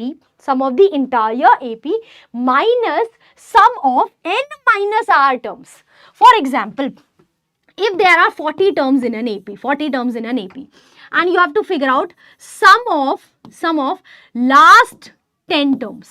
So sum of last 10 terms would be sum of 40 terms minus sum of 40 minus 10. Here that means sum of 40 terms minus sum of 30 terms. This will give you the result.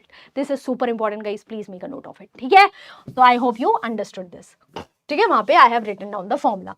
You can, you know, all of these notes will be available to you, but you will have to join the WhatsApp channel, guys. The link for it is given in the description box below. So go, you know, take that link. Thank you, Praveen. हाँ बिल्कुल हर्षित, I have taken, you know, if you watch my one shot session of arithmetic progression, then I have taught कि कहाँ से ये formula आया है, ठीक है, but I don't have the time right now to teach you from where did this formula come. If you know the trick, good. If you don't, you can check out my one shot session of arithmetic progression, ठीक है, but again form a small AP and there use common sense, you'll get the formula. Okay, चलो, Buddhist channels underrated. No problem, Shri Vignesh. Doesn't matter if 7 people are watching or 3 people are watching. If you're learning anything from this, my job as a teacher is fulfilled. I'm happy. Okay? Okay. Chalo. Now, in an AP, the sum of first 10 terms is negative 150 and the sum of its next 10 terms is negative 550. Find the AP. यहाँ पे what is different? Sum of first 10 terms is negative 150. ठीक है, okay. I have to find AP. AP find करने का मतलब you need A and you need D. These are the two things you need. ठीक है? So first of all, sum of first 10 terms is negative 150. I use the formula of sum of first 10 terms and I form this equation in terms of A and D. It's very easy to form. There was nothing there. ठीक है? Easy, simple. What matters is the second thing. Sum of its next 10 terms. How will you figure out the sum of next 10 terms? So bachcha ji, you have to think like this. कि I'll write it here. A1 plus A2 plus A10. ठीक है? Plus A11, A12 till A20. Sum of next 10 terms matlab, bacha, we have to figure out the sum of, we have been given the sum of these terms. We have been given what? Sum of these terms. So how can I obtain the sum of these terms in a formula?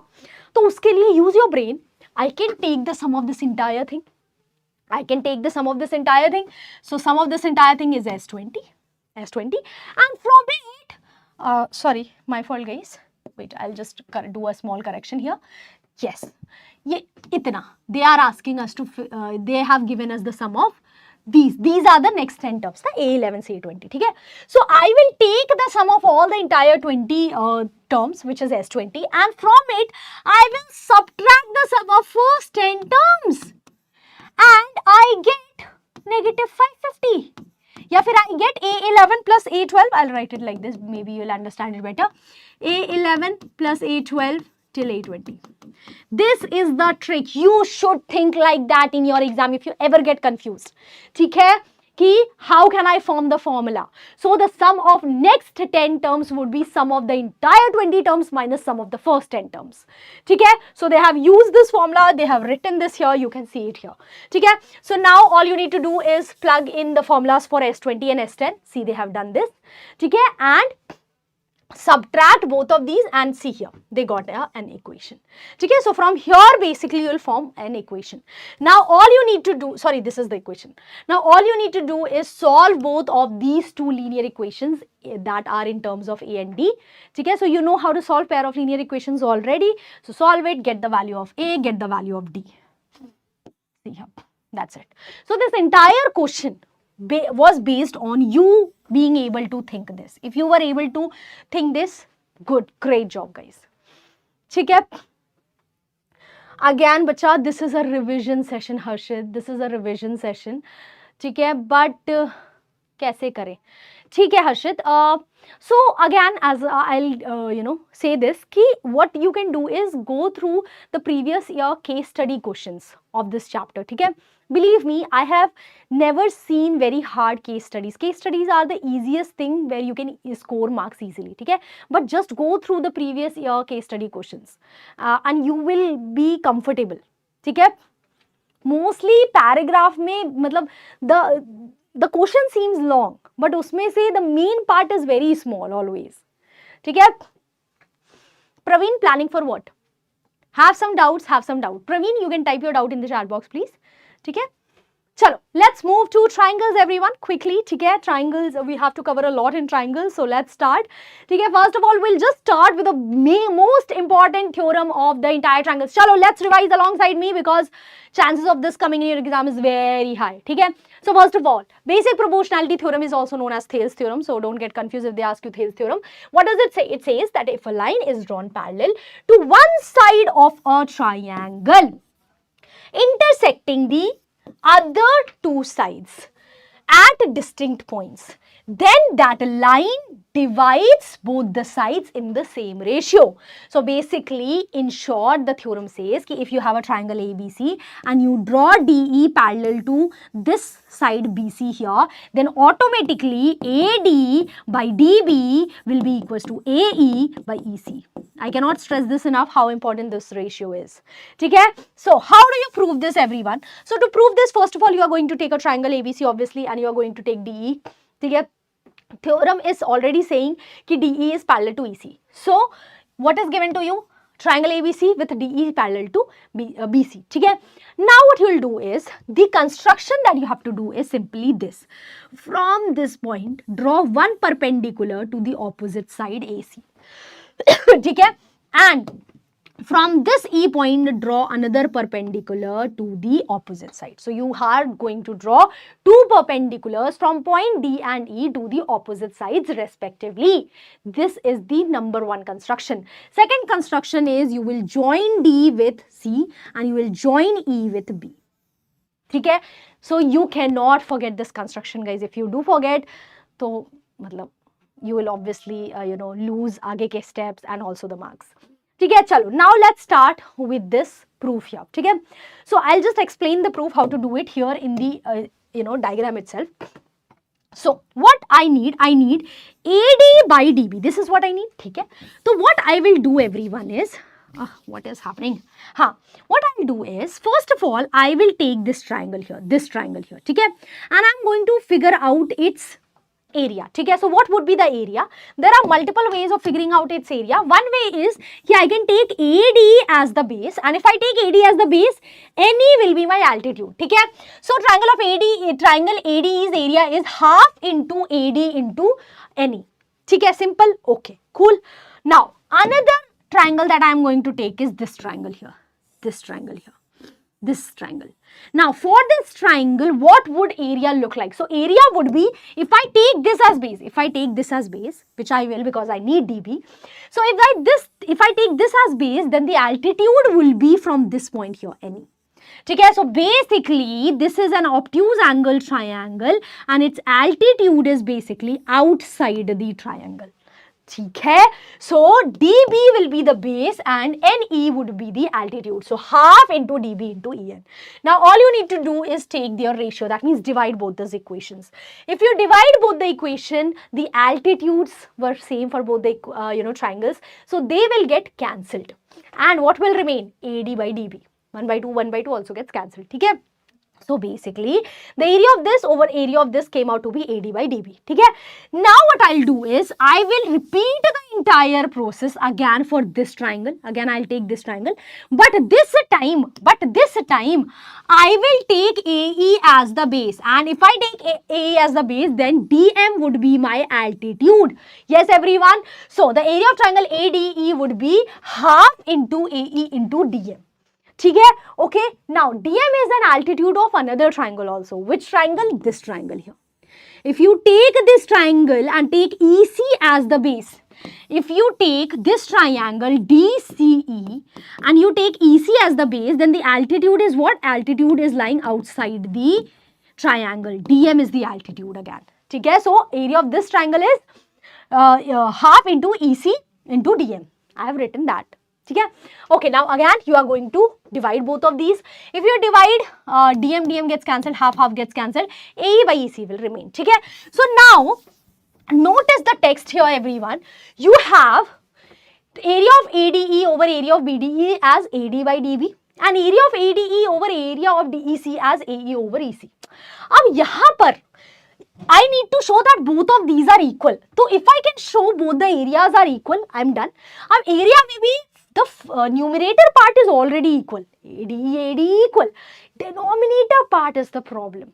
Right or not? So अब denominator part में, think about it. If denominator part में we have this triangle here and this triangle here. Both these areas we are talking about, right?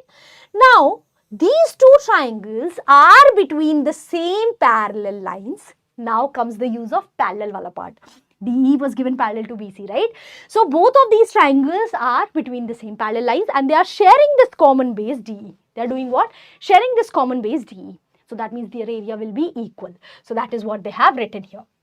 So if both these areas are equal, then technically this and this, both of them will be what? Equal. So if both of them will be equal, AD by DB is equals to AE by EC. ठीक है? Okay? Chalo. So that is your BPT. How confident are you in BPT that you will write each steps clearly? How confident are you?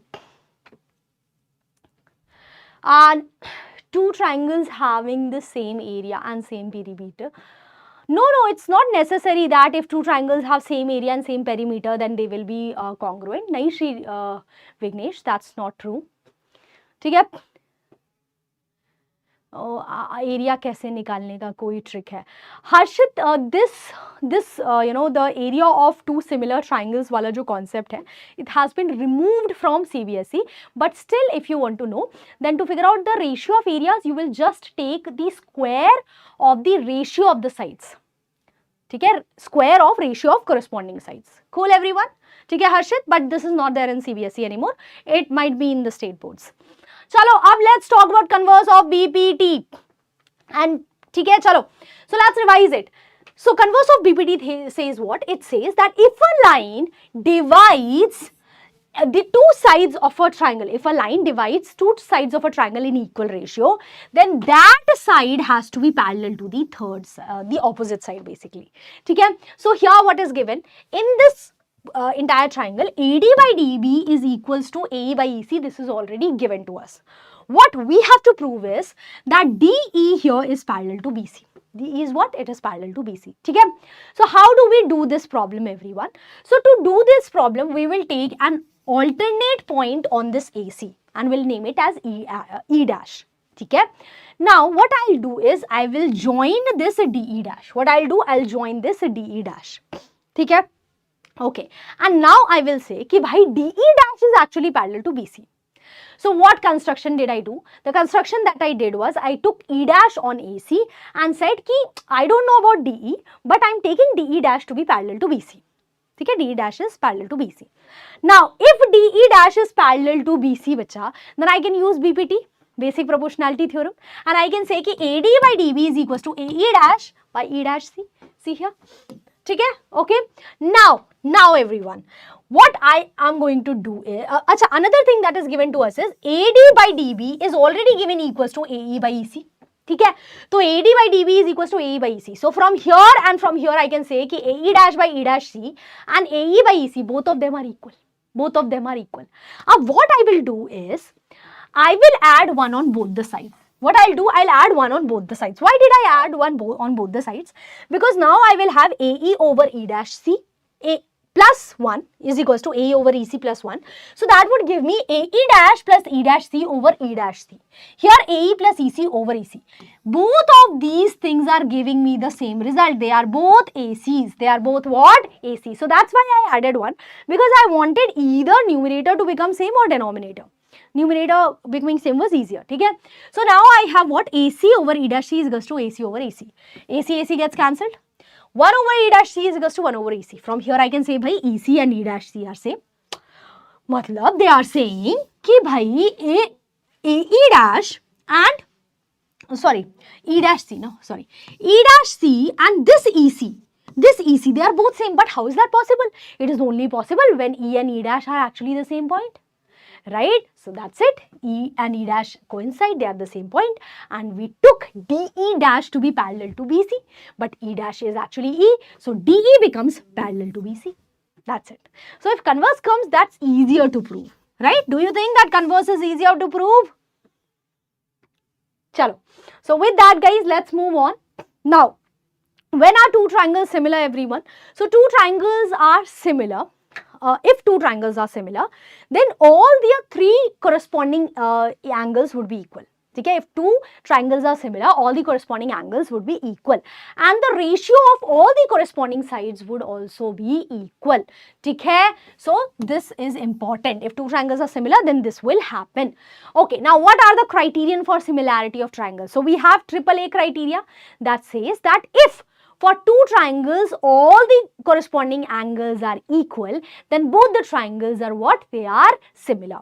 Examples being equilateral triangle. Equilateral triangles, all the equilateral triangles, they have all the angles 60 degrees. All the equilateral triangles in the world, they are all similar, right? Next, we have AA criteria. So AA comes directly from common sense. Bhai, if two angles of one triangle is equals to two angle of the other triangle, then the third angle would obviously be same by angle sum property. Yes or no? Right? So, if two angles of both the corresponding triangles are equal, you don't need to check for the third triangle. It will automatically be equal. So, that's why AA criterion. Now, next we have SAS. So, SAS says what? So, I'll just make two triangles. That would be easier to understand. ABC, PQR. Now, let's just suppose that here we know, we are given कि भाई AB by PQ is equals to BC by QR is equals to BC by QR. ठीक है? Moreover, both these angles are equal. ठीक है? So, here notice that AB by PQ is equals to BC by QR, and the included angle also is equal. Okay? So ratio of corresponding sides are equal, included angles are equal. So by SAS, similarity criterion, both the triangles are what? They are similar. How do you write? Remember, you will always have to write in correspondence. Okay? So remember, correspondence works like this. Think about it. Are both the palms are similar? Okay? But if I just put my palms like this over each other, like this. So do they look correct? Is this alright? How are they similar? They are not. It doesn't look like they are similar. That means basically we have to put these palms over each other correctly. Okay? So that is what we mean by correspondence. Ki thumb goes over thumb, index finger goes over index finger, pinky finger goes over pinky finger, and so on. Then only the similarity will reflect. है ना? तो वही यहाँ पर कि both of these triangles are similar. How do you write it? You write the correspondence first. For example, here A corresponds with B, B corresponds with Q, and C corresponds with R. That means when you put these two triangles over each other, what will happen? This A should correspond with B. A will come here, Q will come here, and B will come here, and C will come here. This is how it works. Okay? So PQ and AB side will correspond, BC and QR side will correspond, AC and PR side will correspond. Okay, so correspondence is super important, guys. Anyways, that is your SAS similarity criterion. Two corresponding sides ratio are equal and the included angle is equal. Okay?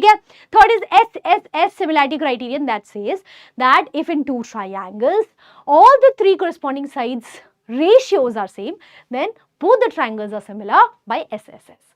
Okay? So, mota we can say that there are 4 similarity criterion. In fact, we can say 3 if you want to exclude, AAA. Okay?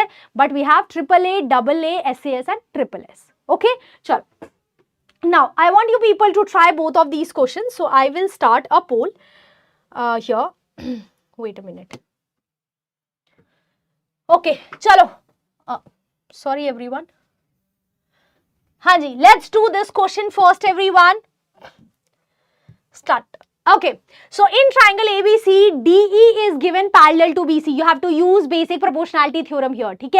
So if DE is parallel to BC, AD is given 4, BC is given 6, AE is 5. You have to figure out the entire value of AC. What do you have to figure out? You have to figure out AC.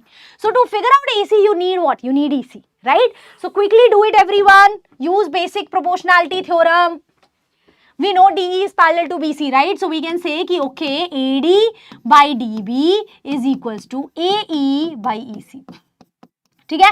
So from here you can say ki okay, 4 by 6 is equals to 5 by EC. From here you can figure out the value of EC very easily, right? 30 by 4. Okay? So that is equals to 15 by 2. Now all you need to do is add 5 and 15 by 2. This came out to be 15 by 2, that means 7.5. So all you need to do is add 5 and 7.5, right? So what would the answer look like? This. Okay, let's see how many people gave the correct answer. Okay, Reshma gave the correct answer and Great and King gave the correct answer. Answer is D, bacha. You had to figure out AC, the entire AC. Not EC. Please don't make such silly mistakes here. You had to figure out the entire AC. In fact, bacha, using BPT, you could have also said this. I'll write it here. You could have also said this ki by AD by the entire AB. AD over AB would be equals to AE over AC.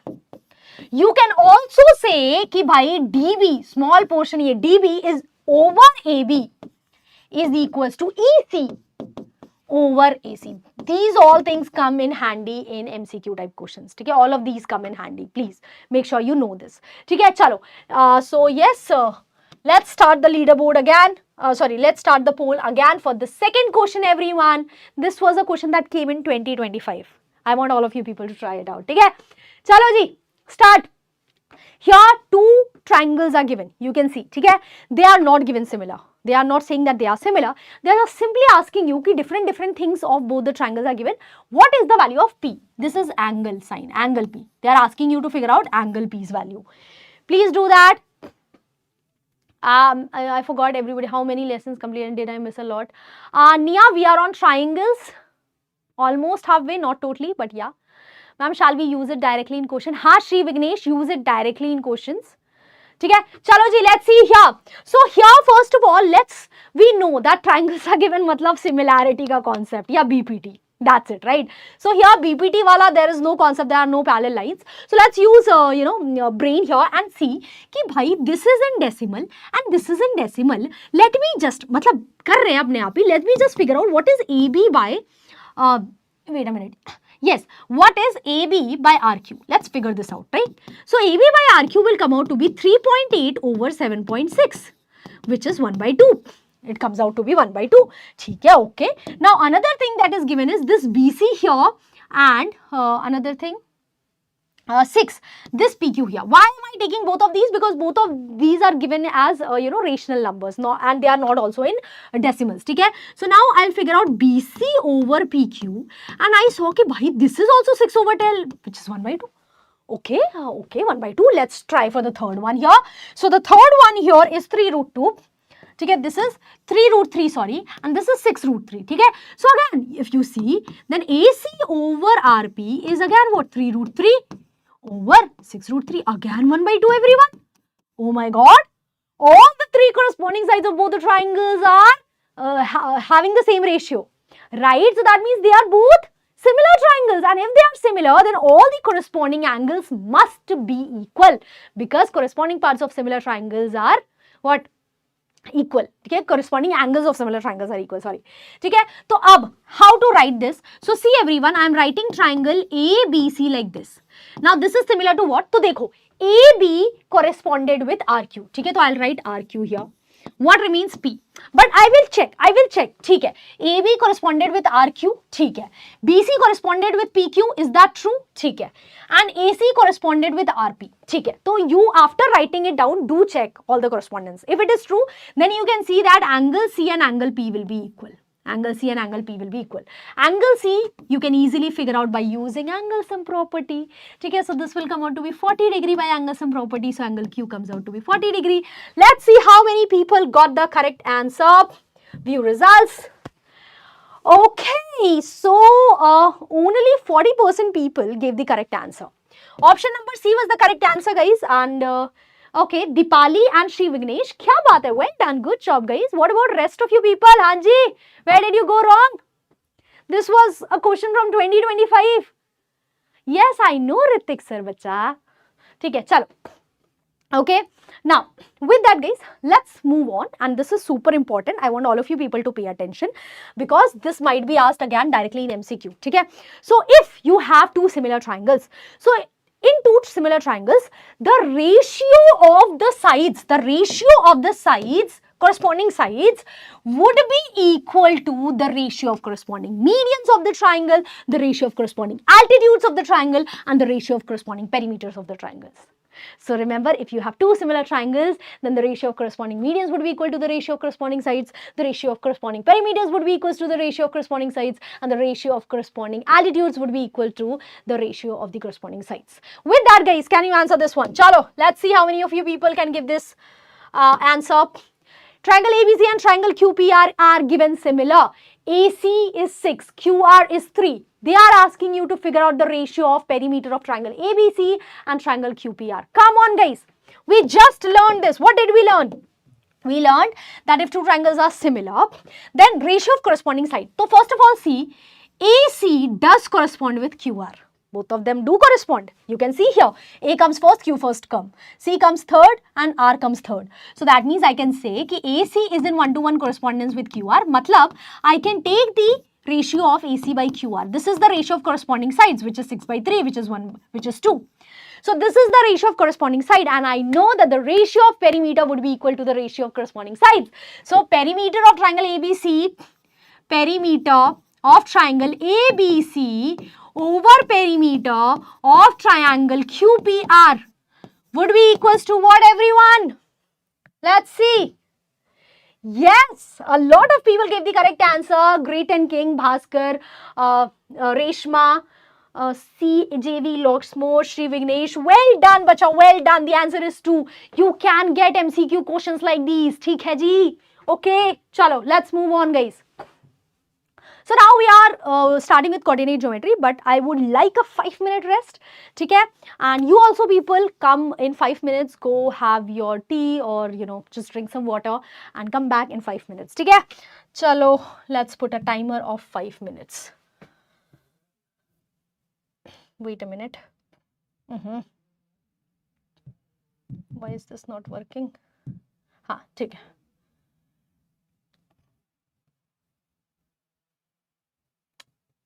Oh, ठीक है. Ash, that's why I need a break, guys. That's why I need a break. Yeah. Okay, 5 minutes break, guys. We'll meet you after 5 minutes.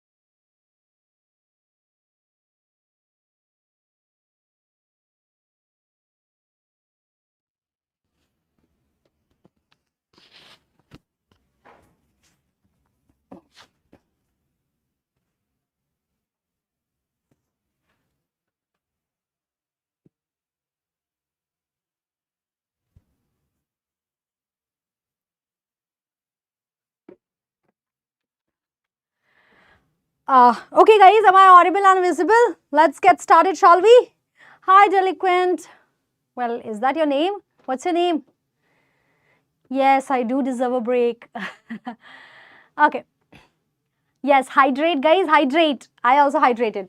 Chalo ji, let's start the revision of coordinate geometry. A very small sa, cute sa chapter, but 6 marks ka weightage hai. So yes, let's start with the very basic. Okay, very basic. So basically, bacha, this is where a lot of people get confused here. So remember abscissa, that is x coordinate. Everyone remembers what an abscissa is, right? So x coordinate, basically, x coordinate of any point is what? How is it measured? So it's measured by taking the perpendicular distance of that point from y-axis. ठीक है, तो remember abscissa is what? It is the perpendicular distance of a point from y-axis. So if they are asking you to figure out the perpendicular distance of a point from y-axis, they want abscissa या x coordinate. ठीक है? And it is always measured parallel to x-axis, which is obvious. It's measured parallel to x-axis. Obvious. ठीक है? Similarly, the y-coordinate also known as ordinate. The y-coordinate also known as ordinate. It is, how is it measured? It is measured as perpendicular distance from the x-axis. Perpendicular distance from the x-axis. So remember, the perpendicular distance of a point from x-axis is ordinate. ठीक है? It's cross. Okay, so with that guys, let's see how many of you people can answer this question here. Distance of this point is asked, -1 from x-axis. So whenever they are asking about distance, they are asking about perpendicular distance. So don't worry about that. Okay, so what's the perpendicular distance of this point from x-axis, guys? I am closing the poll because this should be super easy for all of you people. Yes. Let's see. Yes, good job guys, well done. So Dipali, Reshma, Shri Vignesh and grade 10, well done. Good job guys, good job. ठीक है, so देखो, distance from x-axis is always y coordinate. ठीक है, उल्टा होता है y coordinate. Wait everyone. Yeah, y coordinate. ठीक है, so what is the y coordinate everyone? Y coordinate is 7. So this was not a question that you had to do using distance formula, though you could have, but this was a question of common sense. Okay?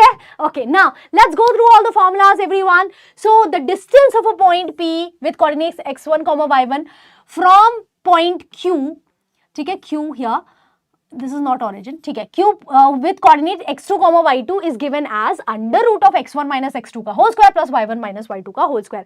You should know this in your sleep, like you could be able to tell this in your sleep. This is so important, okay? Now if I ask you to figure out the distance of any point from origin, so remember the coordinates of origin are 0, 0. So if you just plug in the value of x2 and y2 0, 0, so the distance of the point, let's suppose M, with coordinates x, y from origin would be under root of x square plus y square. Simple hai, theek hai? Very common also. Now, next section formula everyone. So, if you have, 2 points, let's just suppose A and B, theek hai? And their coordinates are given to you, theek hai? The coordinates of A is x1, y1, x1, y1, and the coordinate of B is x2, y2, theek hai? So, if I ask you ki there is a point P which is distributing this entire line segment into ratio m ratio n. M ratio m. So point P is doing what? It is sectioning this entire line segment in ratio m ratio n. So what is the coordinates of P? How do you find? So the short trick everyone is this. You write the ratio mn. Below them you write x1 and x2 here like this, and you simply cross multiply. What do? You cross multiply. So you get the x coordinate. You get what? You get the x coordinate of P. So that would be mx2 into nx1 over m plus n. Okay? Similarly, to get the y coordinate, again you can write mn here, and here you will write y1, here you will write y2, and you will simply cross multiply. So what you will get?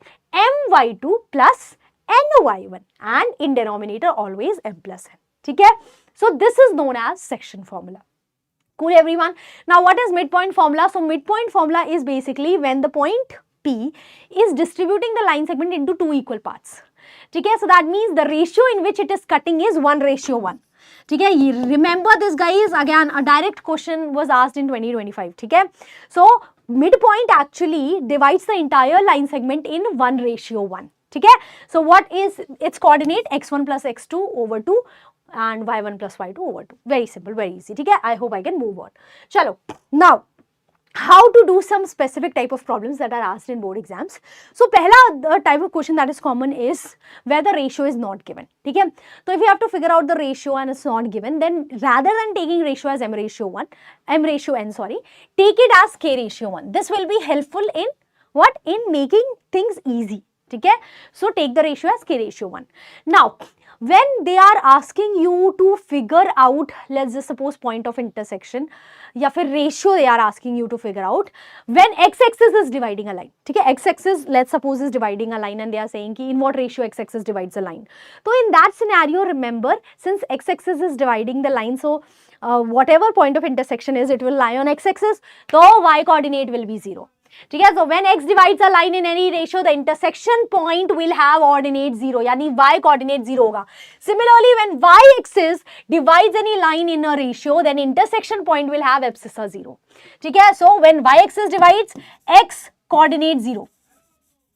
X coordinate of the point is equals to 0, and similarly, when x-axis divides, y coordinate is 0.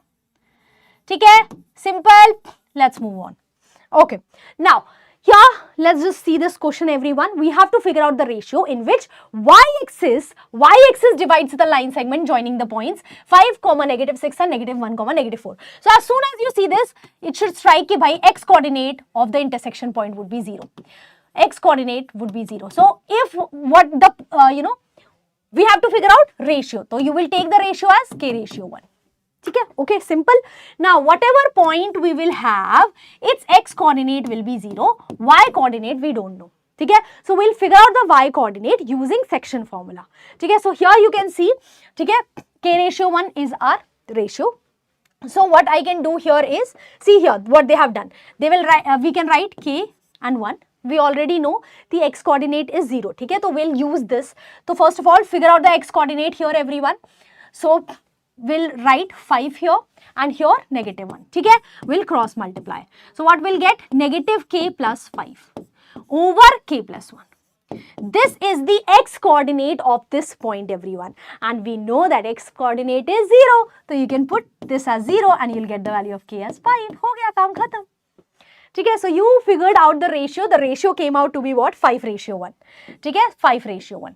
Now next thing you had to figure out what? Y coordinate. Point of intersection you had to figure out. Point of intersection में x coordinate is 0. Y coordinate you have to figure out. So that is also easy. You can figure it out using section formula. You can write k1 here. Here you can write -6. Here you can write -4. Cross multiply. Value of k you already know. So you can figure it out very easily. ठीक है? Okay. Yes, the same session will be there for physics, chemistry and bio. So with that, guys, we are done with coordinate geometry. It's a very small chapter. Let's move on now to introduction to trigonometry.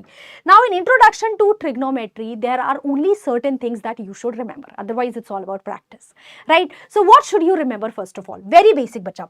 When you have a right angle triangle, and let's just suppose this is the theta we are talking about. या फिर this is A that we are talking about, angle A. ठीक है, so first you should know what is adjacent, what is hypotenuse and what is opposite. So the side that is opposite to angle A is opposite. ठीक है, duh. ठीक है, and the side which is sharing the vertex A here is the adjacent. That means the side that is beside A is adjacent, yeah, adjacent to A, and the side that is opposite to this angle A is opposite for A. And hypotenuse is obviously the longest side. ठीक है, so this here is hypotenuse.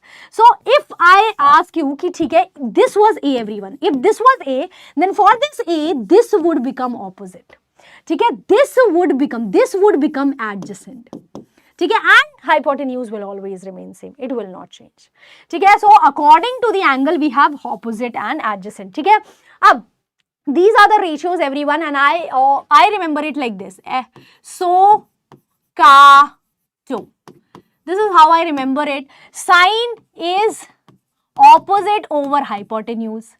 ठीक है, cos is adjacent over hypotenuse, and tan is opposite over adjacent. This is how I remember it. So ka to. ठीक है, and so this way you will never forget it. Another thing is, now what is cosec? Cosec is 1 by sine. ठीक है, what is sec? Sec is 1 by cos. And what is cot? Cot is 1 by tan. So from there we can figure out all the remaining things. Simple है, ठीक है? So this way you will never forget the different trigonometric ratios, ठीक है? So with that guys, let's do this problem here. Chalo, let's quickly do it. Okay, I've started the poll everyone. In a right angle triangle ABC, cos A is given 9 by 41, value of cot A is asked. Yes everyone, come on. I want all of you people to answer. Okay, so here's, let's just suppose here's my triangle. Okay, this is my angle A. So I know cos A is what? Cos A is actually equals to adjacent over hypotenuse. Okay, so adjacent would be 9 into something. Dekho bacha, when ratio is given, don't suppose ki 9 is the side. Nahi, 9 into something is the side. Hypotenuse is again 41 into something is hypotenuse. समझ रहे हो? This is ratio, not actual side. So to figure out cot, now what is cot everyone? Cot A would be equals to 1 by tan A. ठीक है? That 1 by tan A मतलब कि it would be equals to adjacent over opposite. ठीक है? Okay. So now adjacent over opposite. So adjacent I know is 9, but opposite I do not know. Right? So how can I figure it out? So I can use क्या कहते हैं? Sorry, Pythagoras theorem, right? So Pythagoras theorem, using Pythagoras theorem, I can say कि भाई this would be 41 x square minus 9x square. ठीक है? So this would come out to be 40x under root. So this would come out to be 40x. So this would be 40x. So from here I can say adjacent is 9, opposite is 40. So the answer is option number A, 9 by 40. Chalo, well done, good job guys. Let's see here. Okay, Shri Vignesh and Reshma, well done, good job guys. Okay, so it was very simple. We use Pythagoras theorem in these types of questions a lot. So make sure that you know your Pythagoras theorem. Okay, chalo, with that let's move on guys. Okay, so all of you people remember trigonometric table. Okay, this is super important guys. If you do not remember this, then how you will do problems.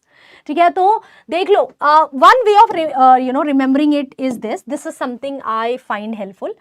Okay, why triangles chapter feel repetitive, or am I the only one? Triangle chapters feels repetitive. Because there are two important theorems basically, ठीक है? तो वो तो repetitive होगा because these the two theorems are very important and everyone teaches that in detail, ठीक है? चलो, so yes, what we can do everyone is I can write sin A, ठीक है? So for 0 degree, I can see what? I can write as 0 by 4 and under root like this, ठीक है? So, ठीक है? Now next I can do here is I can write 1 over 4. So denominator remains same, 2 over 4. Next 3 over 4 and finally 4 over 4. So you can see if you simplify 0 by 4 you will get 0. 1 by 4 is 1 by 2. Under root of 2 by 4 is 1 over root 2. Under root of 3 by 4 is under root of 3 by 2 and 1. Okay? So if you just remember sine's value, you can easily write cos value also, because what happens is when you write all the sine value in reverse, you get cos value. Okay? Tan is sine over cos, cot sec is 1 over sine, sec is 1 over cos, and cot is cos over sine. So from there you get it. Okay? So you just need to remember this part and then you will know the entire trigonometric table. Okay? Now another thing that is important from this trigonometric table is as you go from 0 to 90 degrees, bacha, the value of sine increases. The value of sine increases, you can see, right? But as you go from 0 to 90 degree, the value of cos decreases, which is very obvious because we write the value of, cos as, opposite of the values of sine. Okay, simple? This. Now, another thing is between 0 to 90 degrees, you can see that the value of sine and cos, the value of sine and cos, they are between 0 and 1 only. They are not moving anywhere. Okay? So for 0 to 90 degrees, the value of sine and cos are both between 0 and 1. Okay? So the value of sine or cos is not greater than 1. This is important. Any of these things can be, asked in your MCQ type questions. Okay? With that, guys, let's try out this problem here. Chalo ji. I have started the poll. ठीक है, sin alpha is given 1 by 2, cos beta is given 1 by 2. You have to figure out the value of alpha plus beta. तो बच्चा remember whenever you have things like this कि sin alpha is 1 by 2, ठीक है? How do you figure out the angle? तो for that what you will do is you will think कि can I write 1 by 2 in terms of sin? Can I write 1 by 2 in terms of sine? Yes, I can. Right? I know that, okay, sine 30 degrees is 1 by 2. Sine 30 degrees is 1 by 2. And why did I do that? Because if I am able to see same trigonometric ratio on both the sides, okay, then automatically the angle becomes equal. Similarly, can you write 1 by 2 as cos? Yes, you can. It is cos 60 degrees. Okay, so if on both the sides same trigonometric ratio is there, then automatically angle will become equal. So alpha is 30 and beta is 60. You are asked what? The sum, right? So let's see here. Stop poll. View. Okay, well done. Good job, guys. Dipali, Sri Vignesh and Reshma. Good job, guys. Yes. Okay? So very simple and again a very common type of problem that is asked in your board exams. With that, guys, let's move on. Okay? Chalo. Okay, now another thing, guys, these three super important, like, do I have to tell you? Okay, sin square theta plus cos square theta 1 hota hai, sec square theta minus tan square theta is 1, cosec square theta minus cot square theta is 1. Another thing that comes in handy a lot is this, everyone, this here. Ki sec theta minus tan theta and sec theta plus tan theta are both reciprocals of each other. So if suppose they give you the value of this as p, then automatically the value of sec a plus tan a would be 1 by p. Understood? They are both reciprocals of each other. Okay? Similarly, cosec a minus cot a and cosec a plus cot a, they are both reciprocals of each other. You might get a question directly from here. And it's very useful. This result, I cannot tell this enough. This is very useful. Okay? Chalo, with that, guys, let's see how many of you people can answer this one here. Okay? Chalo, you have to use trigonometric identities and solve this one here. Okay? Chalo, do you want me people to do it? Chalo, I'll also do it. So first of all, everyone, what I can think is ki bhai, I am not able to understand anything, but what I can see is I can take sine common here. Okay? I can take sine theta common in the first one and I'll get 1 minus 2 sine theta here. This is what I'll get. Right, everyone? I think it's cube. Everyone, it's cube, not square. My fault. It's cube, not square. Okay? Correct this, please. Okay? And then here in the denominator, I can take cos theta common and here I'll have 2 cos square theta minus 1. Okay? So sin theta cos theta becomes tan theta, so I'll write it separately. Now inside, let's deal with this 1 minus 2 sin square theta. Here we have 2 cos square theta minus 1. Now let me just write sin square theta in terms of cos square theta and see what I'm getting. Right? Chalo, I'll do that. So 1 minus 2. Now I'm writing sin square theta in terms of cos square theta. So we'll get 1 minus cos square theta here. Okay? Here I already have 2 cos square theta minus 1. Okay? So now tan theta here and here what do we have? 1 minus 2 plus 2 cos square theta. Okay? So 1 minus 2 is what, everyone? 1 minus 2 is actually minus 1. Okay? So I can write it like this. 2 minus 1 plus 2 cos square theta. Here we have 2 cos square theta minus 1. Oh my god, my numerator and denominator have become equal here. So these two will get cancelled. The only answer, everyone, is tan theta. Everyone gave the correct answer. Kya baat hai, well done. Very common, question. This is a very common question and good job, guys. Good job. Kya baat hai, well done. ठीक है. So, leaderboard, everyone, Dipali, Reshma, Sri Vignesh and Ankit. क्या बात है? Good job, guys. Let's move on then. ठीक है जी, चलो. So with that, guys, we are done with trigonometry. Now let's move on to some applications of trigonometry. A lot of people have a lot of problem with this chapter, specifically in questions, obviously. They're not able to make the diagrams. Okay? Now, to make the diagram, you should know all these definitions thoroughly. Okay? So please make sure that you are paying attention. Let's start with horizontal. So whenever you have to make a diagram, the first thing that you draw is horizontal. What is horizontal? Horizontal is just a straight horizontal line from the eye of the observer. For example, in this figure, everyone, let's suppose in your question, the height of the boy was given. If the height of the boy is given, then the boy will be reflected as a straight line. Okay, let's just suppose this is given 1.2 meter. Then it would be a straight line. So what would be the eye observer? Eye of observer would be here. So you will draw the horizontal like this from here. This is your horizontal straight line from the eye of observer. If suppose the height of the boy was not given, and then you would take the boy as a point size object.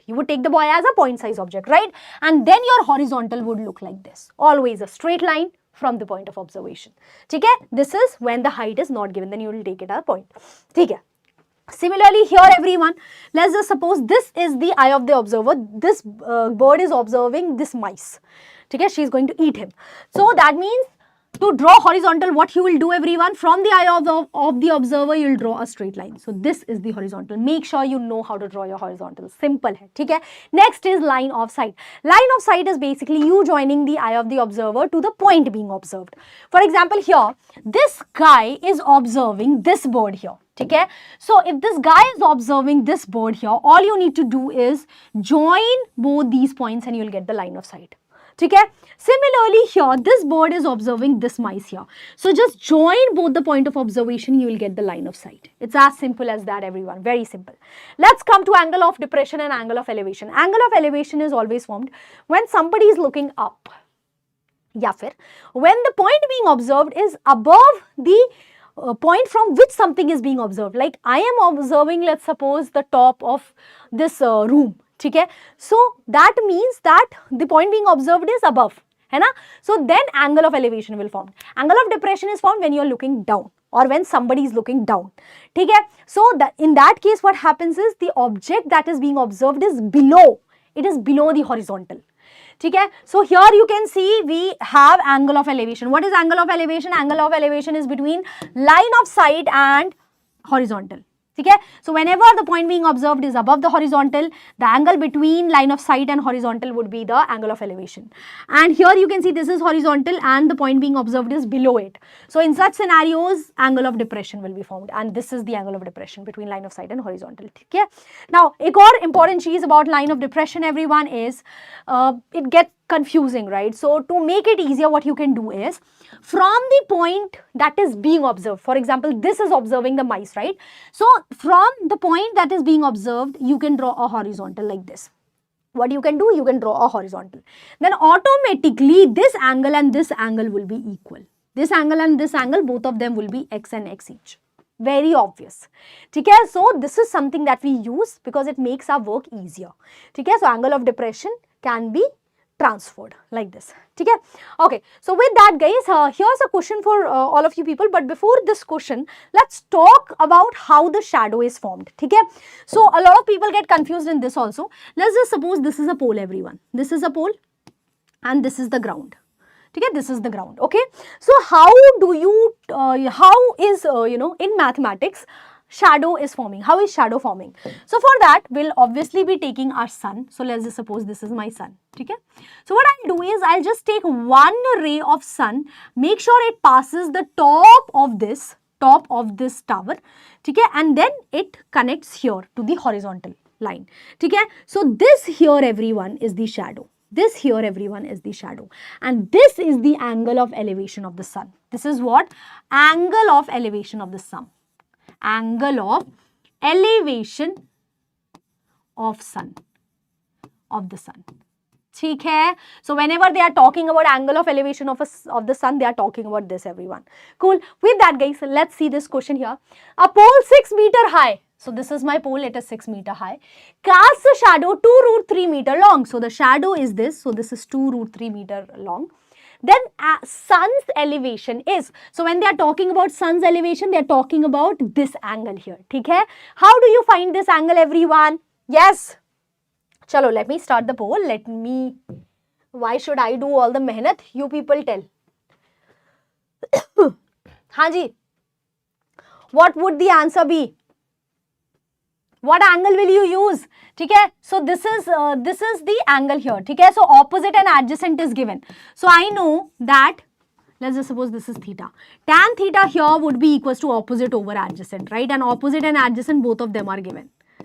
Okay? So this will come out to be 3 over √3 everyone. So that is equals to √3. So now you have to ask yourself, tan theta is √3. For what value of theta? For what value of theta? Okay, well done. Good job, guys. Well done. Well done. Let's see the leaderboard. Okay, Dipali and Reshma. Good job, guys. Good job. Kya baat hai? Kya baat hai? So the answer is 60 degree. Okay, tan theta is √3. So theta is what? 60 degrees. Okay. Now remember, guys, the most often used. Wait a minute, everyone. हाँ, the most often used trigonometric ratio in this chapter is tan 30 degree and tan 60 degree. तो उसको तो रट लेना, ठीक है? Okay, चलो. So with that, guys, let's move on. Now, अच्छा, one more thing, guys, before moving on. This is important. ठीक है? देखो, think about it, guys. If you are seeing a building, ठीक है, you are seeing a building and you have raised your neck, ठीक है, so angle of elevation, let's suppose, is 60 degrees. Angle of elevation is, let's suppose, 60 degrees, right? रख दीजिए, thank you. हाँ, angle of elevation is 60 degrees, ठीक है. If you move closer to the building, then you'll have to raise your neck more up. So angle of elevation will automatically what? It will increase. Will it not increase? It will increase. So the closer the point of from the point from which anything is observed, the closer it moves to any building or tower, anything, then angle of elevation will automatically increase. Okay? Common sense, guys. Common sense. Okay? Chalo. Exactly. Vignesh, me too. What? Statistics is a very easy chapter. We'll come to that also. But in statistics, silly mistakes are very common. Okay? And that can be avoided only if you practice calculations a lot. So with that, guys, let's do this. I will only make the diagram. You people will answer in the chat box. I'm not going to answer this. Okay? I'll make the diagram. So let's see how to make the diagram, because a lot of people get confused in this. Dekho, first of all, what do we have? We have a pole 6 meter high. So if the height of the pole is given, I will take it as a line segment. ठीक है? It is fixed on the top of a tower. ठीक है? So let me draw the tower now. ठीक है? This is my tower. The pole is what happened? Sorry. ठीक है? Wait, everyone. Yes. So the tower, the pole is fixed on a tower. ठीक है? Okay, understood?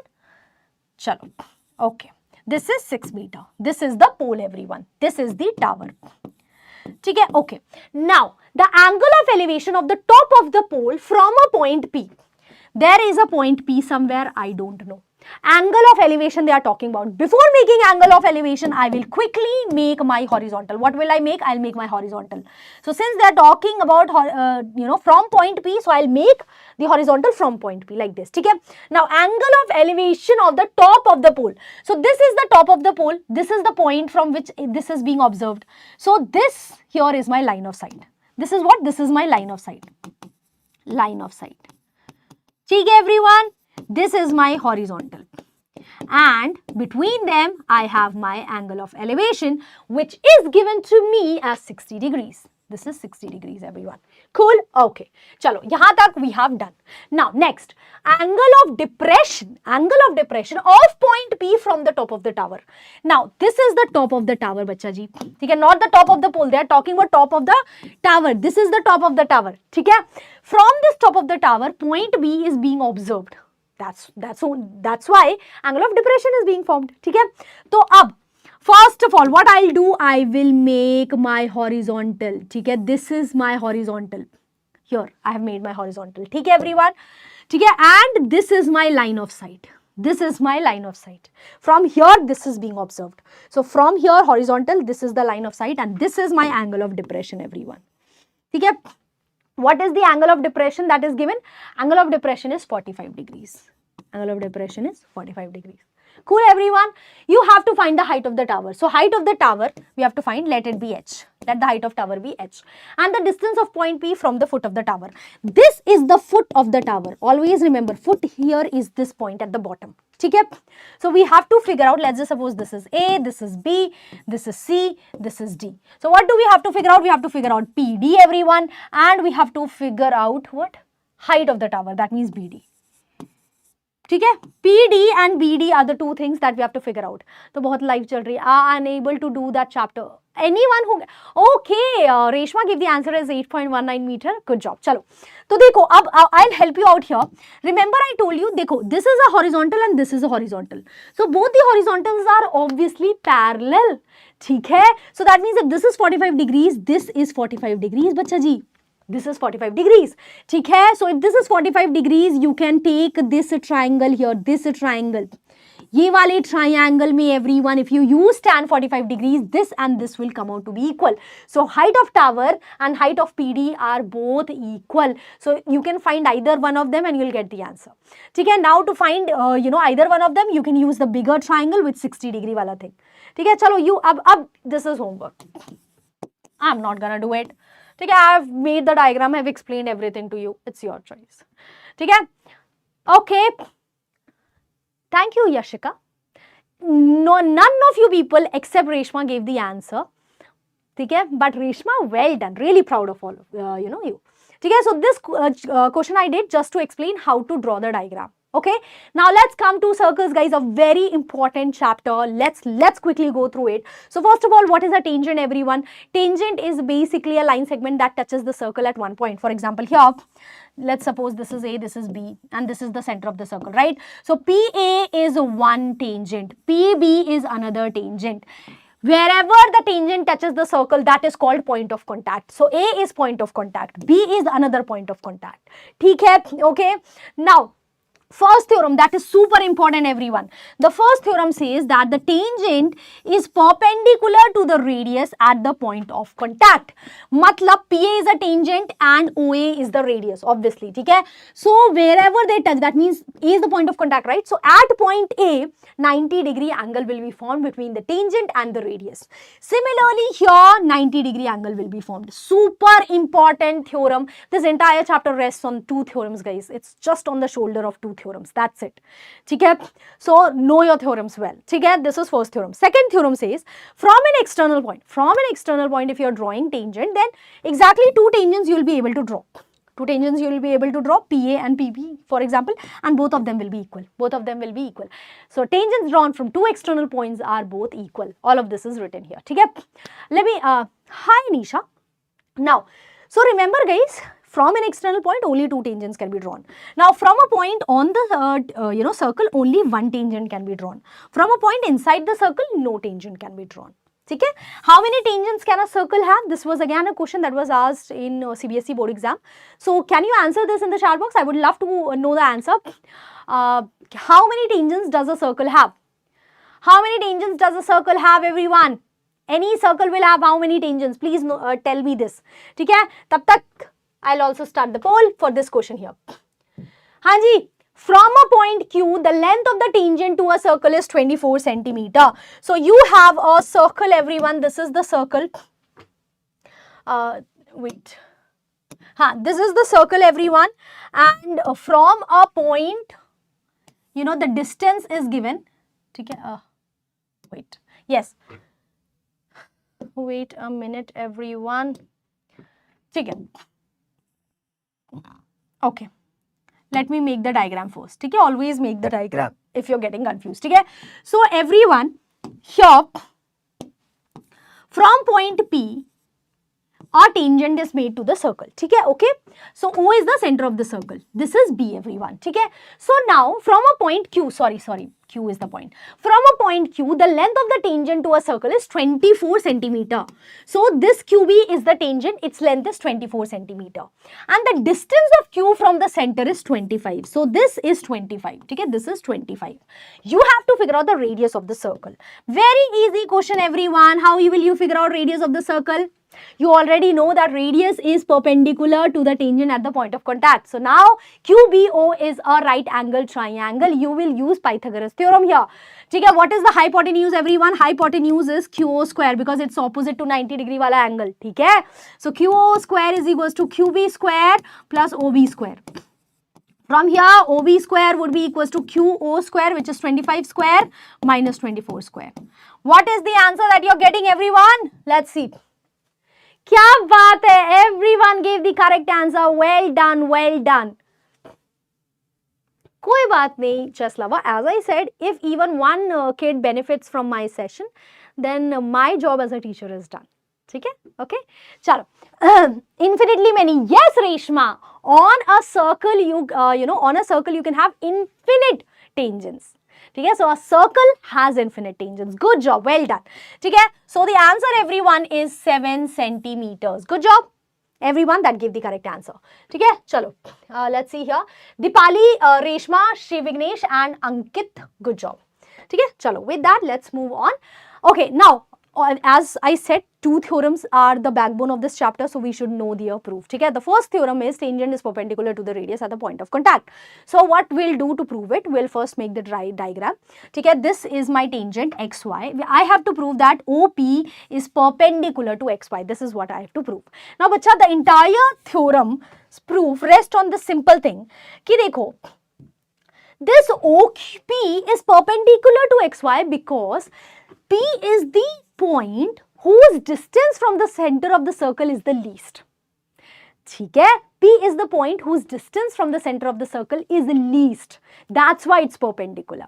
So what we are going to show is, we are going to show if I take any other point, suppose Q, I took another point Q here on the circle, then I will show that the distance of Q from O is actually larger than the distance of P from O. In fact, this is true for any point that is taken on the tangent other than P. Okay, so any point taken on the tangent other than P will have its distance larger than OP.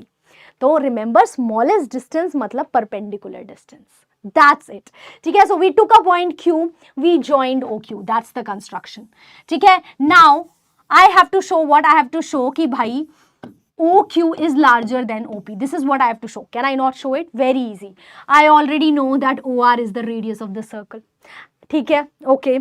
And OR is clearly less than OQ. Okay, so OR is clearly less than OQ. Then from there, OR and OP are same because they are the radius of the circle. From here, there you can say ki bhai OQ is larger than OP. So we have showed that OQ is larger than OP. Now Q was a random point. So you will write that this is true for any point that you can take on this tangent other than P. That means that P has the least distance from O, and we know least distance matlab perpendicular distance. ठीक है? Okay. Chalo. Okay. So with that, guys, let's see the next one here. Okay, so next one is this. Tangents drawn from the same external point to the circle are equal. This is so easy to prove, guys. So easy. And from this proof, we get more proofs. So please pay attention. Okay, for the second part. So we have to prove that from an external point, if I drew two tangents, let's suppose PA and PB, then P and PB are both equal in length. We have to prove that. Okay, so uske liye what construction you will do? First of all, you will have the center of the circle and you will draw two radiuses, OA and OB, where A and B are the point of contact. Okay? Now, the additional thing that you have to do is you have to join PO. You have to do what? You have to join PO. Okay? Now, to show that PA and PB are both equal, what I will do is I will show that this triangle and this triangle, they are both congruent. And it's very easy to show. Why is it easy to show? Because in both the triangles, bacha ji, in both the triangles, this OA and OB, both of these sides are equal because they are both radius of the circle. Pehli cheez. Second cheez, both of them are sharing OP. Both of them are sharing OP, right? So, a side equal. Now, another thing, both of these are right-angled triangle. So, in both the triangles, everyone, we have right angles. We have hypotenuse equal because OP is the hypotenuse for both the triangles. So, we have hypotenuse equal. And finally, one side of both the triangles are equal, OB and OA. So, by RHS congruency criterion, both the triangles are congruent. As soon as you show that both the triangles are congruent, bacha ji, you will show that PA and PB are equal because corresponding parts of congruent triangles are in fact equal. Okay? So, you have to show that both the triangles are congruent. Now, another things that we get from here, there are, as I told you, multiple things you get from here. Okay? Both the triangles are congruent. So, first of all, P and PB are equal. Very easy. Another thing, both these angles would be equal. This is super important. Okay? Both these angles, they will be equal. These two angles would be equal. These two angles would be equal. Yes or no? By CPCT, everything is CPCT. Okay? So, from here we get this. I'll show you. We get this. When you have two tangents from the same external point P like this, and you also do what? You join the center with that external point. You have joined the center with the external point. Then, the angles, they form equal angles at the center. So, what they mean by that is that both the tangents, they form equal angles at the center. So, the angle formed at the centers by the tangents are these two. So, both of these are equal. Okay? they are both equally inclined to the line segment joining the center to the point. What do they mean? So the line joining the center to the point is OP. This is the line they are talking about, and they are saying that by both of these tangents are equally inclined to this line. Inclined to this line matlab that both of the tangents, they are forming equal angles with this line. Okay, so that means this angle and this angle are equal. So don't get confused from the language. Understand the language. The line joining the center with the point is this. So tangent being inclined to this line, they mean angle formed by both of these. So this angle and this angle, they are both equal. And you may get a question where they will ask you to prove this. How will you prove it? By proving both the triangles are congruent. Okay. Okay. Next. Angle between the two tangents drawn from an external point to a circle is supplementary to the angle subtended by the line segment joining the points of contact at the center. Matlab, they are saying angle between the two tangents. Angle between the two tangents is this angle. This is the angle they are talking about. This angle here, everyone. The angle between these two tangents is supplementary. Okay, to the angle formed by joining the point of contact. This is the point of contact. A and B are point of contact. You join them. Okay, so the point of contact is making what angle with the center? This angle, right? So ultimately, they are talking about this angle. This angle here. So they are saying both these angles are equals to 180 degrees, and that is obvious. Why is this obvious, bacha? So see everyone, this is 90 degree, this is 90 degree. Okay? Now APBO is what? It's a quadrilateral. If in a quadrilateral, two angles are 90-90 each, okay, and the sum of this entire quadrilateral is 360 degree. So bhai, obviously na, both of these remaining angles sum would be what? 180 degrees. Right? So again, very helpful. How will you prove it? Just like I told you. Okay, it will show that both of these are 90 degrees each. Then you will use angle sum property of quadrilateral, and you can prove that both of these angles are supplementary. Matlab their sum is 180 degrees. Okay? Ab, this entire quadrilateral AOBP is also cyclic. Why? Because remember, this is a property of a cyclic quadrilateral that the sum of opposite sides should be 180 degrees, right? So here obviously angle A and angle B are opposite side, their sum is 180 degree. Angle P, angle O, 180 degrees. Okay? So yes, this quadrilateral form will always be cyclic. Finally, this is super important, comes in handy a lot. Let's just suppose, I'll draw something here, this would be helpful for you. Wait, let me change the pen. Okay, you have a circle everyone, and let's just suppose that I draw a quadrilateral like this. Okay, and I say that this angle here is 90 degree. This angle is 90 degree. Okay, please make see what I am trying to show here. And this is the center of the circle. Okay, so ab ye 90 degree and ye 90 degree, I already know. It's there by the theorem. Okay, but I said ki bhai additionally this angle also is 90 degree. Okay, so ab you should be able to say ki this angle will also be 90 degree because both of these are supplementary now. So this angle will also be 90 degree. Now this is equals to this is equals to this. So what is happening? This essentially became a rectangle, and in that rectangle, the adjacent sides also became equal. So first of all, the quadrilateral became a rectangle because all angles became 90 degree. Then the rectangle became a square because adjacent sides became equal. So basically what I wanted to say was, if you have a quadrilateral where apart from the 290 degrees here, another angle, let's just suppose this here becomes 90 degree, then this entire thing will become a square. Comes in handy a lot, guys. Okay, please remember all of these properties of triangles. With that, let's move on. Okay, another thing, super important. If you have a quadrilateral circumscribing a circle. Circumscribing a circle means it should be lying outside the circle, but obviously all the sides should be tangents to the circle. All the sides of the quadrilateral should be tangents to the circle. Okay? So then what happens everyone is the sum of opposite sides, that means AB plus DC would be equal to AD plus BC. Okay, sum of opposite sides of this quadrilateral would be equal. This is a super important property everyone. How do you prove it? So you prove it using tangents from same external point are equal wala property. Okay, you will show that by AP is equals to AS, PB is equals to PQ. Okay, QC is equals to RC and DR is equals to SD. Okay, you will this comes directly from that theorem.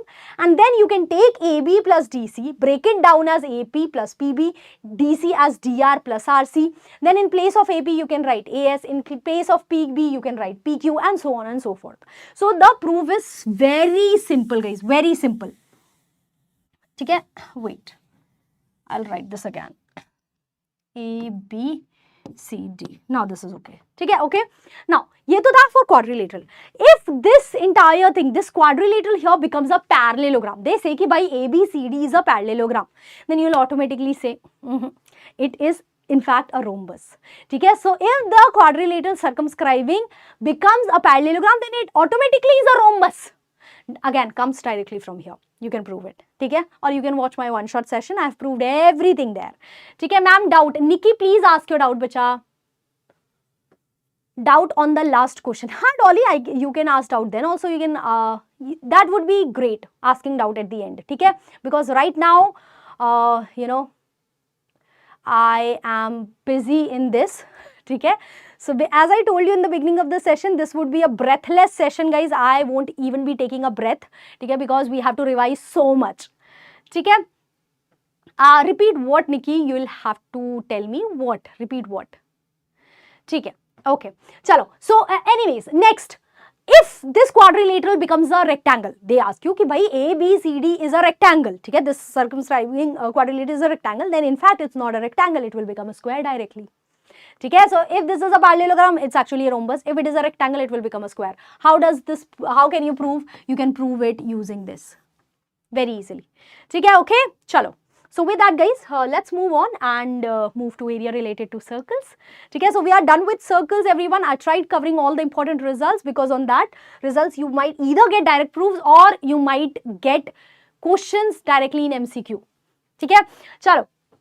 Ma'am, your English accent is so cool. Thank you. Okay. Hi, Midhun. I agree to. Okay. Chalo.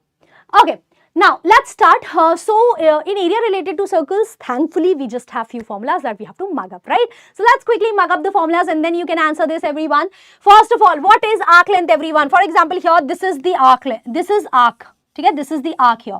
So, what is its length? First of all, we denote it by L. And arc length is given by 2 pi r into theta by 360 degree. You will have to mug it up. Okay. Next, what is the perimeter of the sector? Perimeter of the sector. So, sector is basically the region enclosed by 2 radius and arc. Okay, 2 radius and arc, whatever area it includes. That is your sector. Okay? So, what it will be, the perimeter would be R plus L. So, that means 2R plus L. Okay? Now, area of a sector, everyone. So, area of sector would be theta by 360 degree over, multiplied with pi r square. Now, what is theta? Theta is the central angle here, which this arc is making. Okay? Next, what is the area of segment, everyone? So, first of all, what is segment? Segment is the area enclosed by a chord and the arc. Okay, this is the arc, everyone. This is the chord. So, the area enclosed is segment. And what is the area of the segment? The area of segment would be found by figuring out the area of the entire sector. So, this here is your entire sector. From this area of entire sector, I will minus the area of the triangle and I will get area of segment. Okay, so area of sector minus area of corresponding triangle.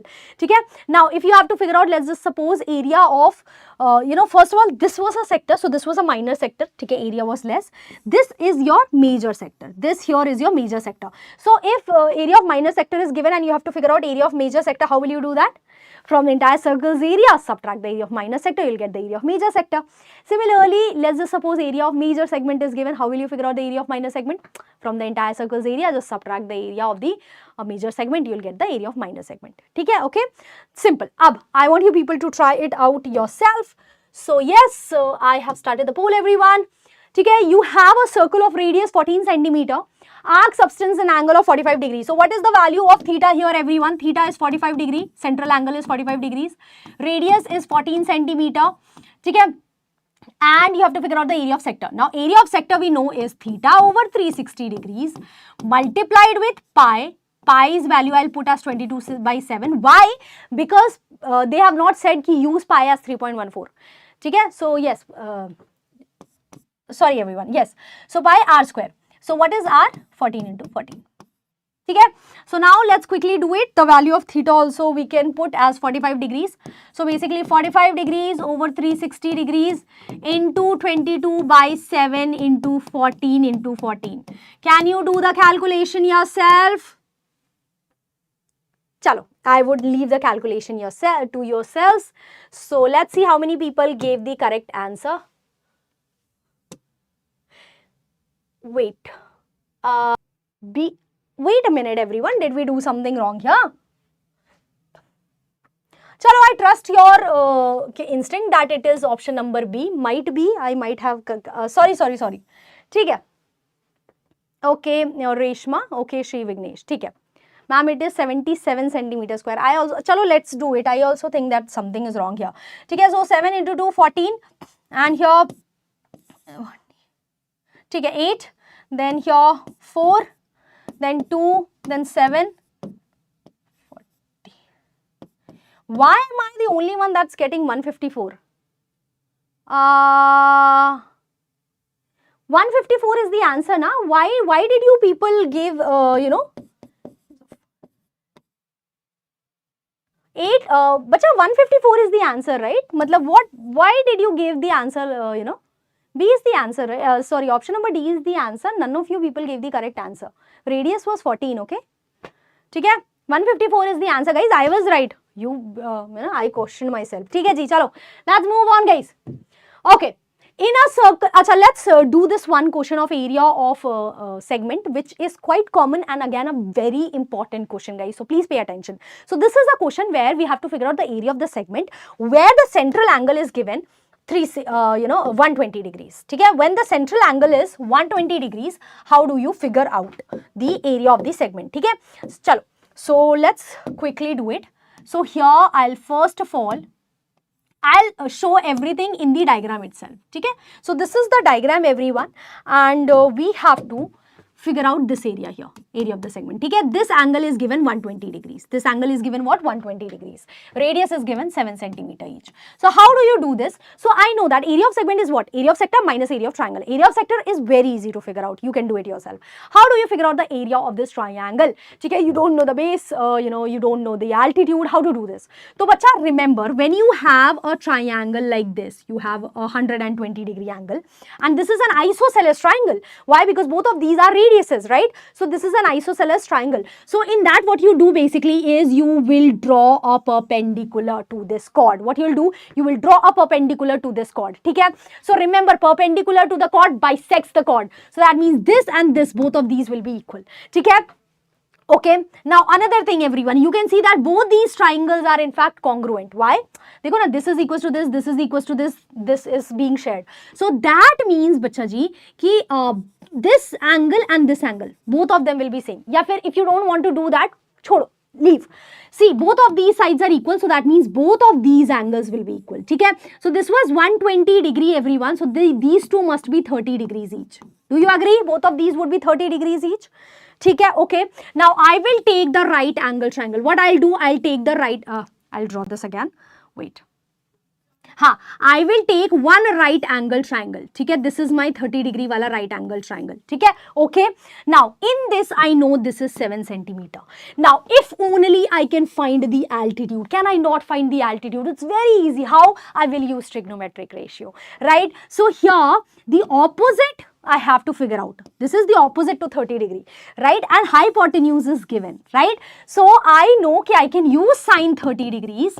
I can use sine 30 degrees to find the opposite, right? To find the opposite here. Opposite is the altitude basically. So, sine 30 degree is equals to 1 by 2. So, this becomes 7 by 2. Okay? This is the value of opposite. So, I figured out the altitude, everyone. I figured out the altitude to this triangle. Similarly, I can figure out this part. I can figure out this part. For this part, I will use cos theta. Okay? Because this is adjacent to 30 degrees. Trigonometric ratio, guys. Okay? So, cos 30 degrees. I will use, and this would be adjacent over 7, right? So, this cos 30 degrees is root 3 by 2. So, 7 root 3 by 2. This is this portion here. Okay? So, if this is 7 root 3 by 2, then this entire portion will be 7 root 3. Do you agree? Because both of these are equal. So now for this triangle, I have figured out the altitude, I have figured out the base. Can I not figure out the area? I can, right? Can we also take the triangle at first and then subtract? It is also right. Midhun, I did not understand. How will you figure out the area of the triangle? Midhun, you have to figure out the area of the triangle. We are doing everything to figure out the area of the triangle, right? Last question is wrong. Dolly, what is wrong there? ठीक है, 7√3/2. हाँ जी, ठीक है. तो देखो, in this question the main thing to understand, I'll take additional slide and I'll just write it down for all of you people so that you will never forget this. ठीक है. If you have a circle, everyone, you have to figure out the area of a segment whose central angle is 120 degrees. A is the radius. ठीक है. So automatically the third side will always be a√3. Hamesha a√3. If you remember it, you'll never go wrong. ठीक है. And the altitude, bacha, the altitude here. The altitude would be what? The altitude would be a/2 always. So you can figure out the area of the triangle, subtract it from area of sector. ठीक है. Similarly, bacha, let's not. Similarly, I'll draw another one here. You have another triangle. In this another triangle,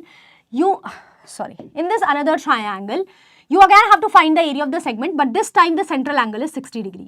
So if the central angle is 60 degree, everyone, so see, this is an isosceles triangle, so both of these angles will also be equal, and in fact when you use angle sum property, they will also come out to be 60 degrees. So this becomes an equilateral triangle. You know the area is √3/4 side square, or in this case radius square. That's it. So if central angle is 60 degree, it's an equilateral triangle. If the central angle is 120 degree, then the altitude is a/2 and the base is a√3. Simple. ठीक है. Dolly, I'll check that again, but let's keep up right now. ठीक है. It was not a very big question. No worry. Chalo. With that, let's move on to surface area and volume, guys. And surface area and volume is all about formulas. You should know all the formulas. Okay? So this is a formula table, everyone. You can take a screenshot or you can get the entire notes that I have spent past what two and a half hours explaining. You can get all that notes in our WhatsApp channel. For that, you'll have to go to the link in the description box below. Okay? So anyways, you should know cuboid's lateral surface area, which is the area of the four walls, which is 2 into h, L plus b. You should know its total surface area, 2 into LB plus BH plus HL. Come on, I want all of you people to speak all the formulas alongside me. Do it vocally. Okay, come on. Volume is LBH. Okay, for a cube with side A, the curved surface area, that means the area of four walls, would be equals to 4a square. The total surface area would be 6 into a square and volume would be a cube, yeah, side cube. Okay, for a right circular cylinder, everyone, curved surface area 2 pi r h, total surface area 2 pi r plus h, volume pi r square h. Okay, for a right circular cone, everyone, the curved surface area is pi r L, where L is slant height, and the relationship between slant height and r and h is this, that L square is equals to r square plus h square. You can use Pythagoras theorem and get that. Okay, and then curved surface area is pi r plus L. And finally, the volume of right circular cone is 1/3 the volume of the cylinder. So 1/3 pi r square h. For sphere, you do not have any curved surface area because total surface area and curved surface area are the same. Okay, so that is equals to 4 pi r square. And finally, the volume is 4/3 pi r cube. For a hemisphere, the curved surface area is 2 pi r square. Wait, 2 pi r square, ठीक है, ठीक है, and the total surface area is 3 pi r square, ठीक है, and finally the volume is 2/3 pi r cube. Okay, thank you Shri Vignesh. Exam tip, ठीक है मिथुन, wait till the end of the session. वैसे exam tip is make sure that you present your answers neatly and correctly. That holds a lot of value. ठीक है, make sure you're writing steps. You get marks for steps even if your answer at the end was wrong. No worries, you will get marks for steps. So make sure you're writing those steps. That's a big exam tip. ठीक है, okay. Okay, thank you Ashish. Chalo, with that, let's talk about these solids here, because mainly in surface area and volumes you have, surface area and volume for combined solids. Okay, so let's start everyone. I want all of you people to answer me in the chat box. This is figure 1, this is figure 2, okay, this is figure 3 everyone, this is figure 4 and this is figure 5. ठीक है, चलो let's start with figure 1. For figure 1, if I talk about total surface area, TSA, what would that look like everyone? What would be the total surface area of this? तो देखो, it is made up of cone and a cylinder, ठीक है? But when I'm talking about the total surface area, for this cone only curved surface area will be considered, ठीक है? Because अंदर वाला part is not there, right?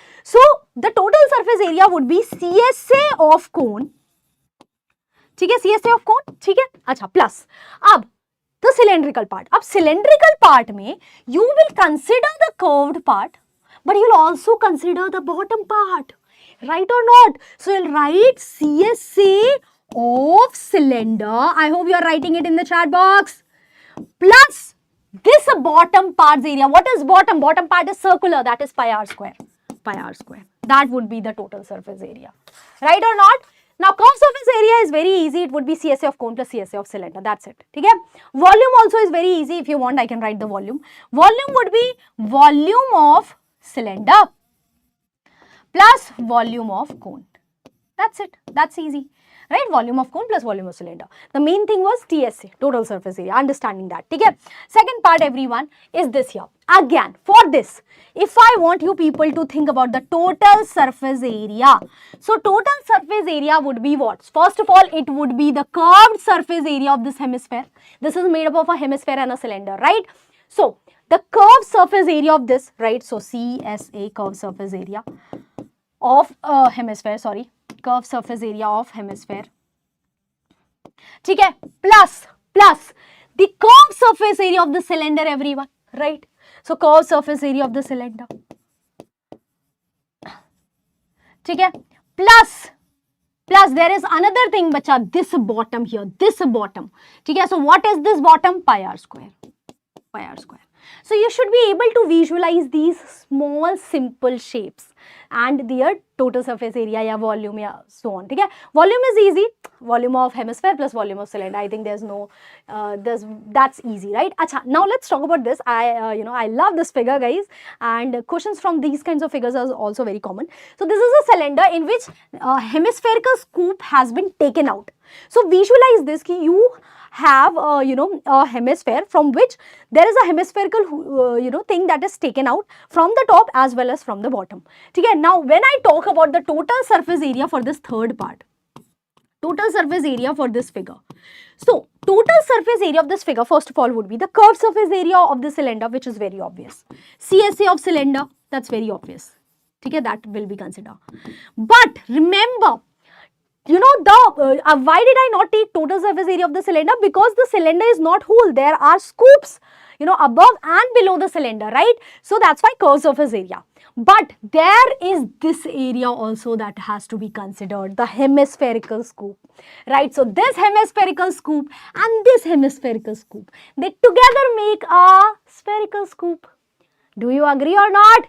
Right? So you can write CSA of hemisphere into 2, or you can write the total surface area of sphere, whatever you are comfortable with. So I'll just write 2 into CSA of sphere.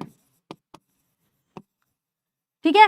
If I had to write the volume of the same thing, if I had to write the volume, what would I do? I will take the volume of cylinder, the entire volume of cylinder obviously, okay?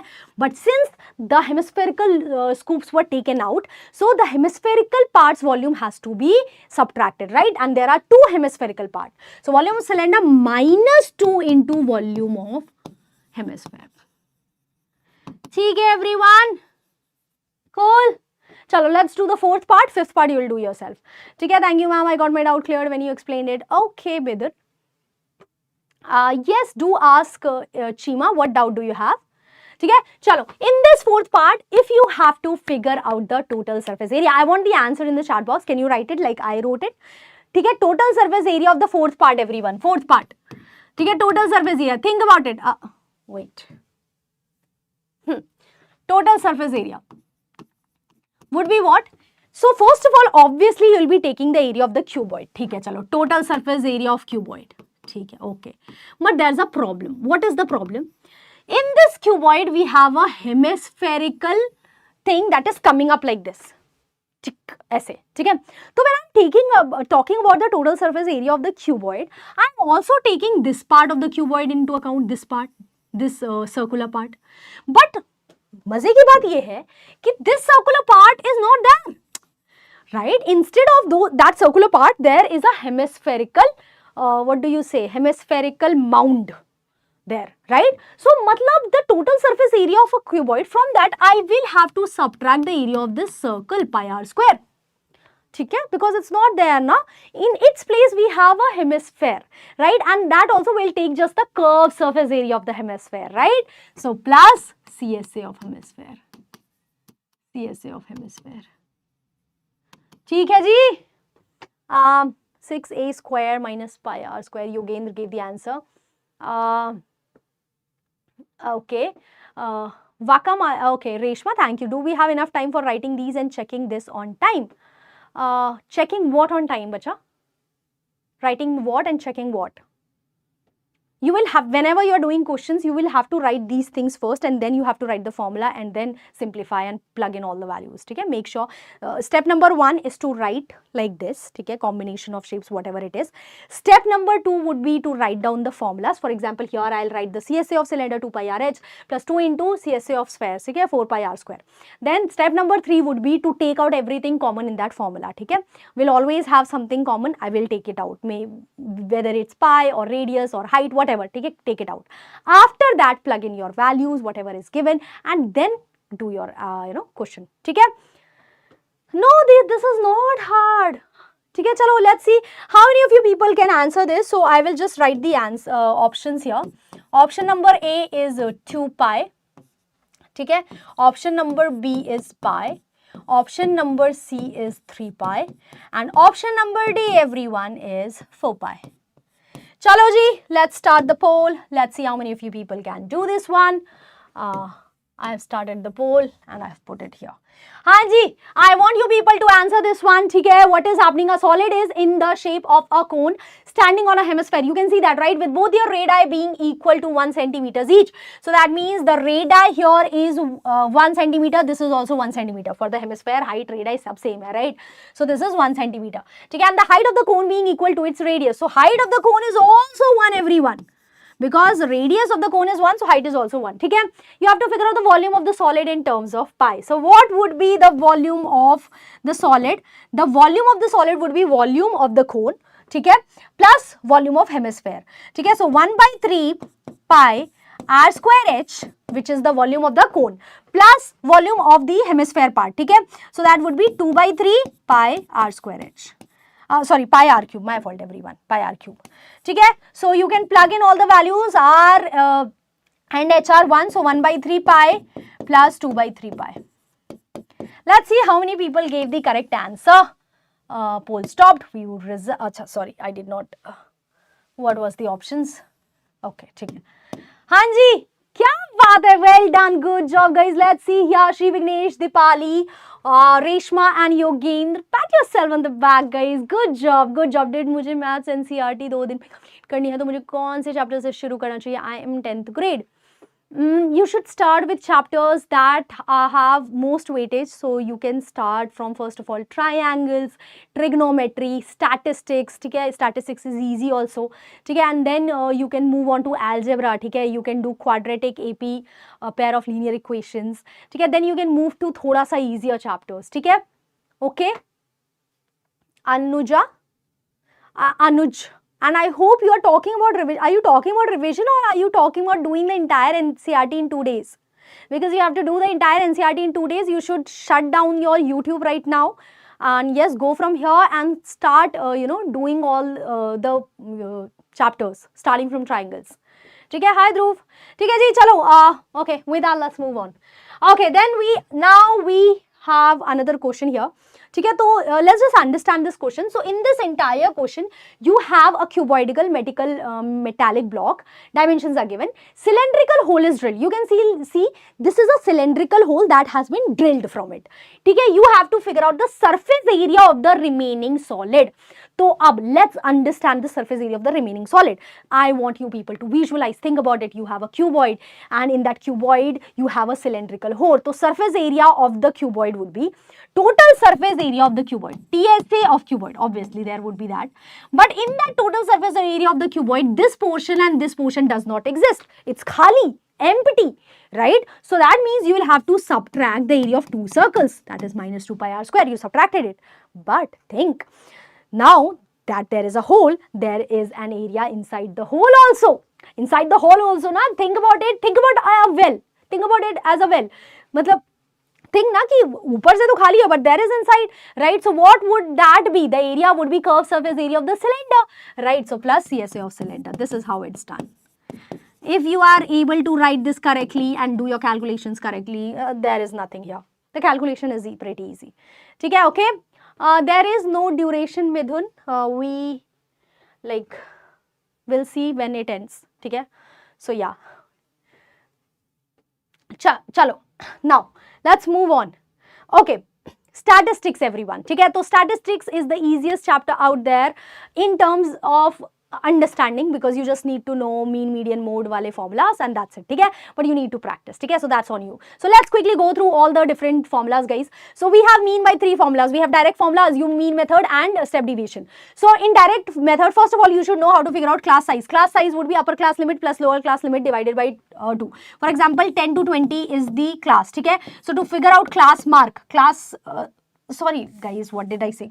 Sorry, class size is upper class limit minus lower class limit, right? So if I have 10 to 20 as the class, then the class width would be equals to upper class limit minus lower class limit, that is 10. Okay, this is denoted by H. Okay? Now what is class mark, everyone? It is denoted by xi. Class mark is denoted by xi. How do you calculate it? So you just add the upper class limit and lower class limit and divide it by 2.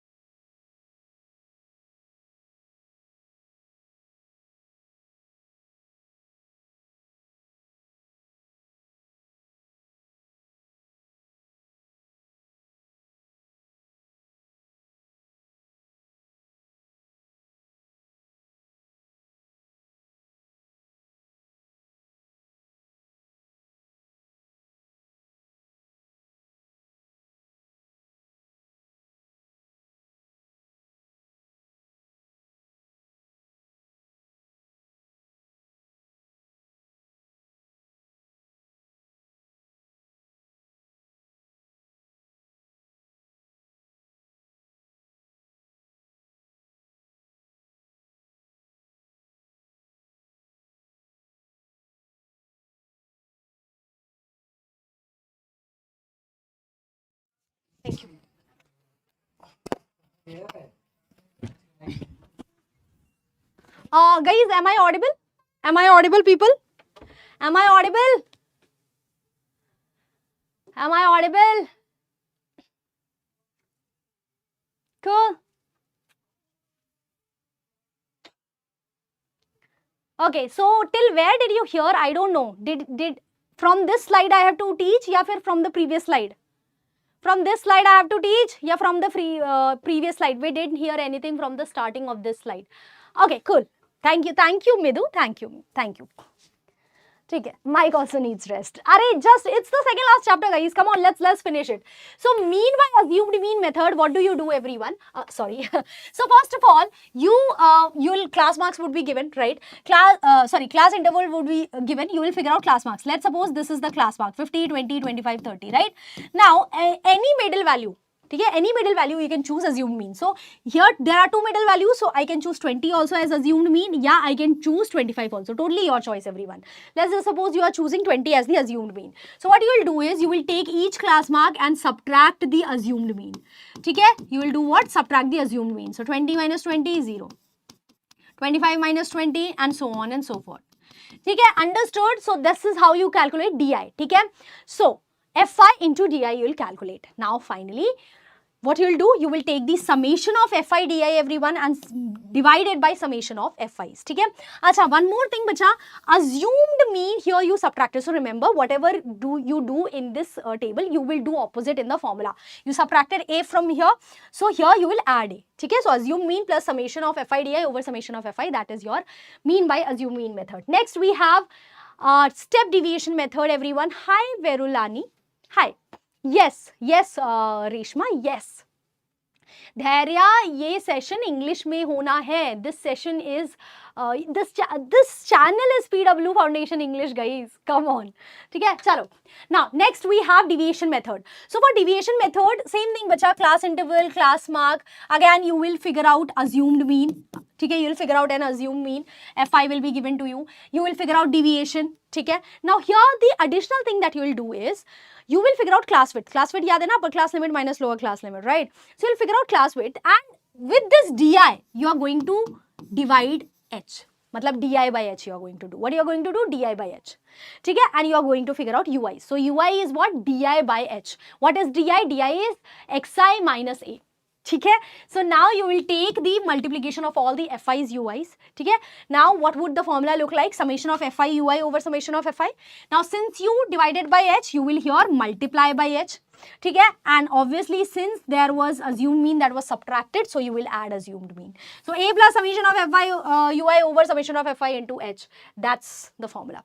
ठीक है, चलो. Now next we have median, everyone. So before talking about this, let's talk about cumulative frequency here. There are two types of cumulative frequency, less and more than. ठीक है, so you should understand what they mean. ठीक है, let's talk about less than.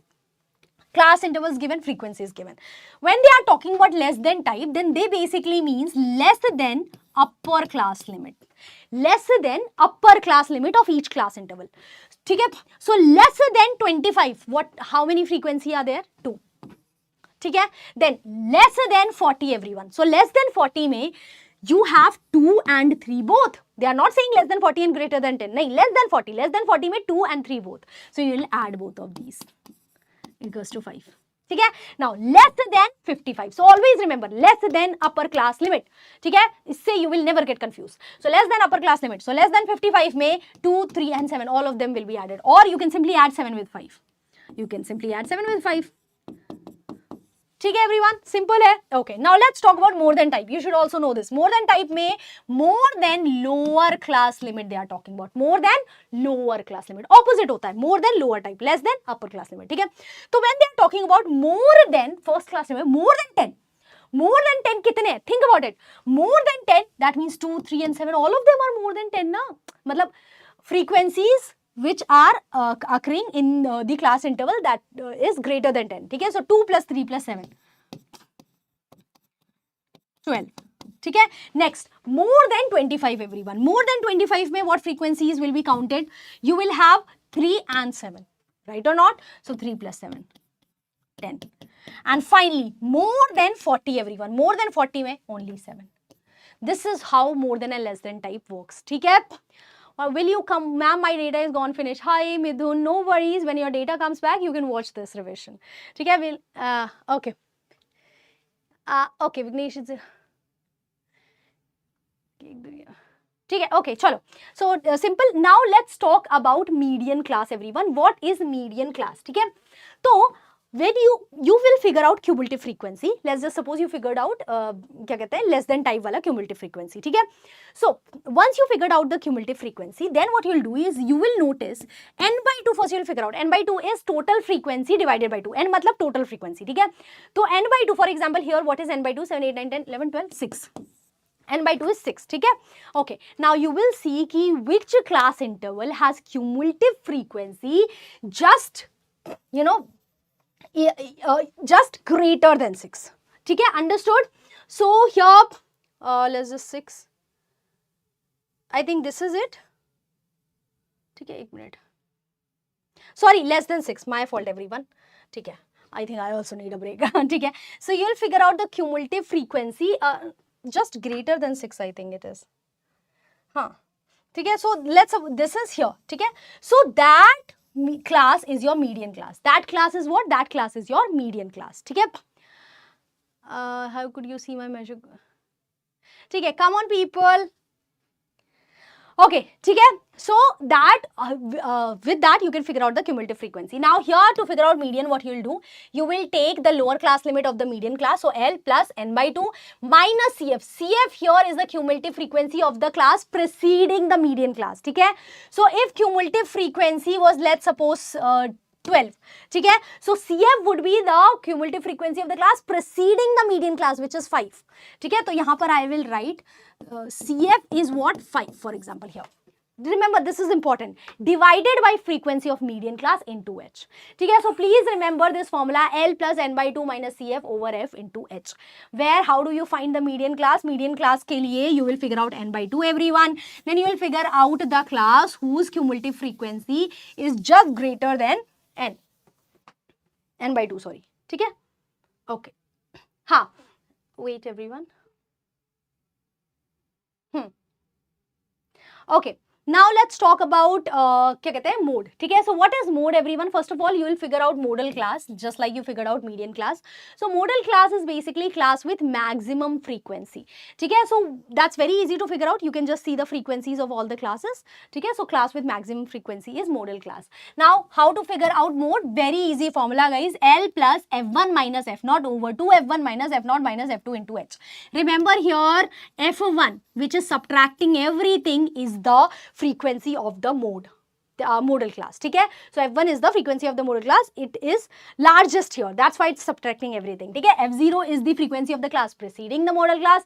F2 is the frequency of the class succeeding the modal class. And H is the class width. ठीक है? Okay? So that's it, everyone. That's how you figure out modal class. Now here's empirical formula, everyone. I hope you people remember it. 3 median is equals to mode plus 2 mean. I have a way of remembering it like this. Mode is 2. 2 here means 2.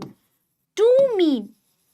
Mode is 2 mean to the median. In case anyone forgets. Here 2 means 2 and the means 3. Okay, so here mode is 2 mean to 3 median. Okay, everyone. Mode plus 2 mean is equals to 3 median. So you can remember it however you want. I remember it like this. You can remember it any way you like. With that, guys, here's the poll question. Let's see how many of you people can answer this one. Chalo, you have been given the median and mode of a frequency distribution. It's 525 and 500. You have to figure out the mean of this. Okay, so median is given. Come on, people. Do I need to show you the formula? This is the formula. You have to just apply the formula. Okay, so 3 median, yani, sorry. Yes. So 3 into 525 is equals to, what is the mode? Mode is 500. 500 plus 2 mean. So you have to just figure out mean. Chalo, quickly calculate this. 125. So this would be 1500 plus 75. So 1575. Wait, I'll write it like this. 1575 minus 500 over 2. ठीक है, so that would be 1075 over 2. ठीक है, so 2 5s are 10, 2 3s are 6, 7s are 14. ठीक है, I will not write the final answer.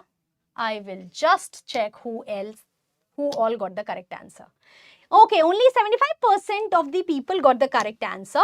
Well done, Reshma. Well done, Sri Vignesh. Well done, Dhuva. Okay, so yes, the correct answer is 537.5, guys. Come on, you just had to use this formula.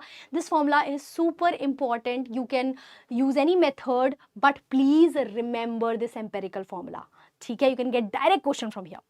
Okay, chalo. So with that, guys, we are done, and with that, let's come to the last session, last chapter, that is probability. Okay, chalo ji, let's quickly go through all the terms of the probability, starting from random experiment. Random experiment, bacha, are those experiments in which you know all the outcomes, all the results that can occur, but you cannot for sure say which will occur. For example, tossing a coin, you know head ya tail hi aayega, but you can't say ki kya aayega, with a surety, right? So that's why we find probability. What are outcomes, guys? Outcomes are all the results that can occur. For example, when you are throwing a dice, okay, you know either 1 will come, 2 will come, 3 will come, 4 will come, 5 or 6 will come. So 1, 2, 3, 4 and 5 and 6, these are all individual outcomes. Okay, you cannot have anything other than that. What sample space? A collection of all the outcomes together gives you sample space. Okay, what's outcome? Already told you. Result. Okay. Now next, what is event? So this is important, guys. A lot of people get confused here, so let's just understand it using an example. So you always, first of all, you find the probability of an event. Okay, probability hamesha you figure out for an event. Okay, nahi, first term is not in the syllabus. First term is not in the syllabus. Okay. Okay, so yes, what I was talking about, event. Okay, so let's just suppose you threw a dice. Okay, when you threw a dice, the sample space is what? 1, 2, 3, 4, 5 and 6. Okay, now if I ask you, you have to figure out the probability, or before probability, let's just say that chalo, probability of an event where getting prime numbers. ठीक है, अब इसमें what is the event, everyone? Event is getting prime numbers. Event is getting prime numbers. What all prime numbers are there? You have 2, 3, 5. So here in this event, you have 3 individual outcomes. So events is a collection of outcomes. You can have one outcome also in an event, you can have 0 outcome also in an event, or you can have all the outcomes that are there in the sample space. Okay, so event is a collection of outcomes. Remember that, and you find the probability of an event always. Okay, so that is the distinction between event and an outcome. Now what is an elementary event? Elementary event only has one outcome in it. Compound events have multiple outcomes in it. Okay, now what is equally likely events, everyone? Equally likely events are those events which have equal probability of happening. For example, when I toss a coin, I get head ya tail. Okay, so probability of getting a head and probability of getting a tail, both of them are equal, everyone. Both of them are equals to half. So heads and tails in one coin toss are both equally likely outcomes. Okay. Okay, chalo. So with that, guys, let's move on and talk about probability of an event. How do you find it? So probability of an event would be number of outcomes in an event divided by total number of outcomes in the sample space. Again, I'll repeat. Probability of an event is number of outcomes in an event divided by total number of outcomes. Okay. Now, this is important. What do you mean by complementary of an event? So complementary of event A is basically event A not happening. Dekho, there are two chances. An event can happen or an event cannot happen. So both of these are complements of each other. Okay? So let's just suppose that I am saying, heads and tails wala hi lete, heads and tails. Okay? So if heads occurs, tail will not occur. Right? And if tail occurs, head will not occur. So head and tail are both complementary events. Right? So remember, the probability of an event and the probability of its complement, their sum is always 1. So probability of an event happening plus probability of an event not happening is always 1. Okay, simple hai? Okay. Now, next thing, everyone, is this. The probability of any event is always between 0 and 1, where 0 and 1 are included. Okay, the probability cannot be less than 0, probability cannot be greater than 1. Okay. Okay, then just okay. Okay, now next thing, what are sure events, everyone? Let's just suppose that I threw a dice, okay, and I'm asking you, what is the probability that I'll get a number less than 7? What is the probability that I'll get a natural number less than 7? You will say, matlab ye to hona hi hai, this is for sure. Matlab all the numbers that I get when I throw a dice are all less than 7. So that means when I'm saying the probability of event of getting a number less than 7, then the probability is what? It is equals to 1, because in that event all the outcomes of the sample space will occur. या फिर it is a sure event. So sure event have probability 1. Impossible event, if I ask you कि on throwing a dice, what is the probability that I'll get a number less than 1? The probability is 0. You can't have that, right? Obviously. So here the favorable number of outcomes would be 0. In the event, the number of outcomes would be 0. ठीक है? So sure event have probability 1. Impossible events have probability 0. ठीक है? Simple. चलो. With that, let's just see some coin, some coin tosses here. If you have one coin toss, you get either head or tail. Very obvious. Okay? If you have two coin tosses, everyone, this is a very amazing way. If you ever forget now how to write sample space, this is an amazing way. Okay? Let's just suppose you have to figure out ki two coin tosses mein what are the possible outcomes. So how do you write? You write HH. Wait. You write HH. ठीक है, HH, then you write HT, ठीक है, then you write TH, then you write TT. These are the 4 outcomes. ठीक है, when you throw a coin 2 times. अच्छा, similarly, if you throw a coin 3 times, what are the outcomes? So HHH is one outcome. Then HHT is another outcome. ठीक है, then HTH is one outcome. Then HTT is another outcome. Then here THH is one outcome. THT is another outcome. ठीक है, TTH is another outcome. TTT is another outcome. Can you see? HHH, HHT, HTH, HTT. This is amazing way of writing down all the possible outcomes. If you ever forget, ठीक है, पहले कि मतलब if you have to go 3 times, then write HT, then HT, HT, then again HT, HT, HT, HT, HT. ठीक है. With that, here's the question for the poll, everyone. I know all of you people are waiting for just that. ठीक है. Wait, अच्छा, sorry. ठीक है. So here's the question, everyone. 3 coins are tossed. What is the probability of getting at least 2 heads? What do you mean by at least, everyone? At least means minimum 2 heads you should get. You can get more than 2 heads, but you can't get less than 2 heads. ठीक है, minimum. ठीक है. तो let's understand that. ठीक है, तो minimum 2 heads. तो देखो, let's see here what all outcomes you have. ठीक है. Wait, everyone. हाँ, ठीक है. So minimum 2 heads you should get. ठीक है, maximum कितने भी होंगे. तो here minimum 2 heads are there. Here minimum 2 heads are there. Here minimum 2 heads are there. Here minimum 2 heads are not there. Only 1 head is there. So this is not considered. ठीक है, minimum 2 heads, yes. Minimum 2 heads, no. Again, minimum 2 heads, no. Minimum 2 heads, no. So how many favorable outcomes do we have? 1, 2, 3, 4. And how many total outcomes are there? 8. So what's the answer, everyone? Where did the poll go? What's the answer? Okay, well done. Good job, guys. क्या बात है? Dipali, Reshma and Sri Vignesh. Well done, guys. 1/2 is the answer. 1/2 is the answer. ठीक है? I don't... what is happening in the chat box, bhai? ठीक है, 1/2 is the answer. Okay, cool, everyone. Can we move on? And well done, everyone that is paying attention in the class and doing their job. Good job, guys. Good job. Chalo, with that, let's move on. Wait, I should. So now throwing a dice. So if you throw a dice, the outcomes are very easy. 1, 2, 3, 4, 5, 6. है ना? But if you do throw a dice 2 times, tab.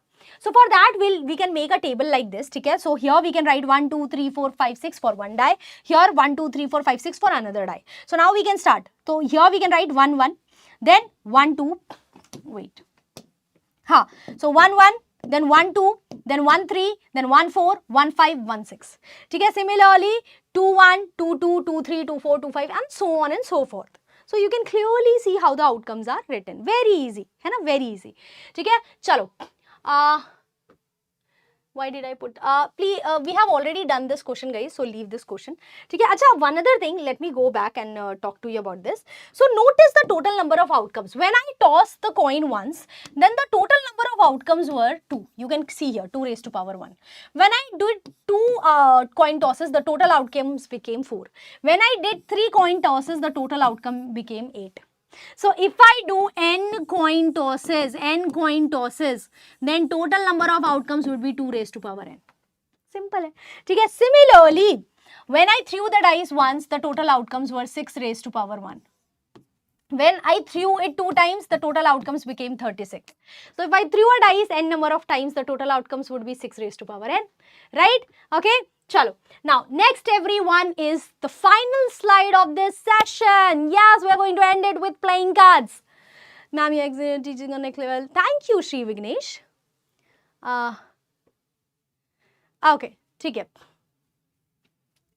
Okay, so first of all, in playing cards, you have 52 cards. Please remember this, okay? Now, these 52 cards are first distributed according to color, okay?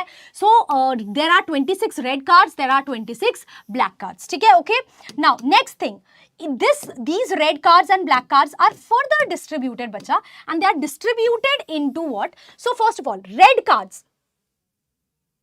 This is wrong, everyone. Wait. Sorry, this is wrong. I'll just write it like this. Red cards are distributed as, ठीक है. So, red cards में आता है heart and diamond, ठीक है, heart and diamond.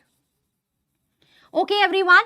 And in black cards, what do we have? We have spade and club. I think I could have corrected it like this.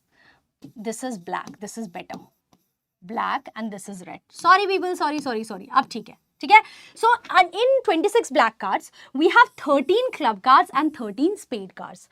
Okay? And in red colored cards, we have 13 diamond cards and 13 heart cards.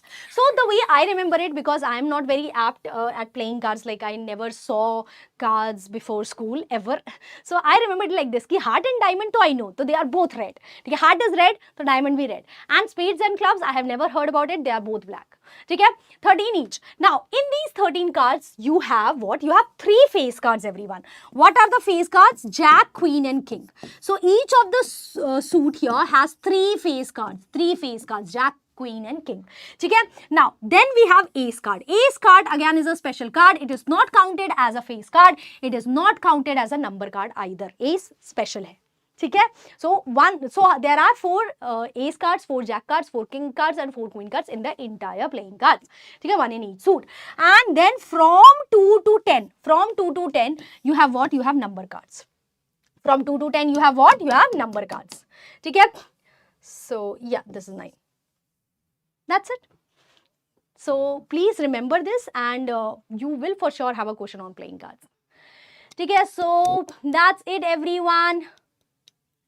We are done for this day, and make sure, guys, if you want the notes, please join the WhatsApp channel of PW.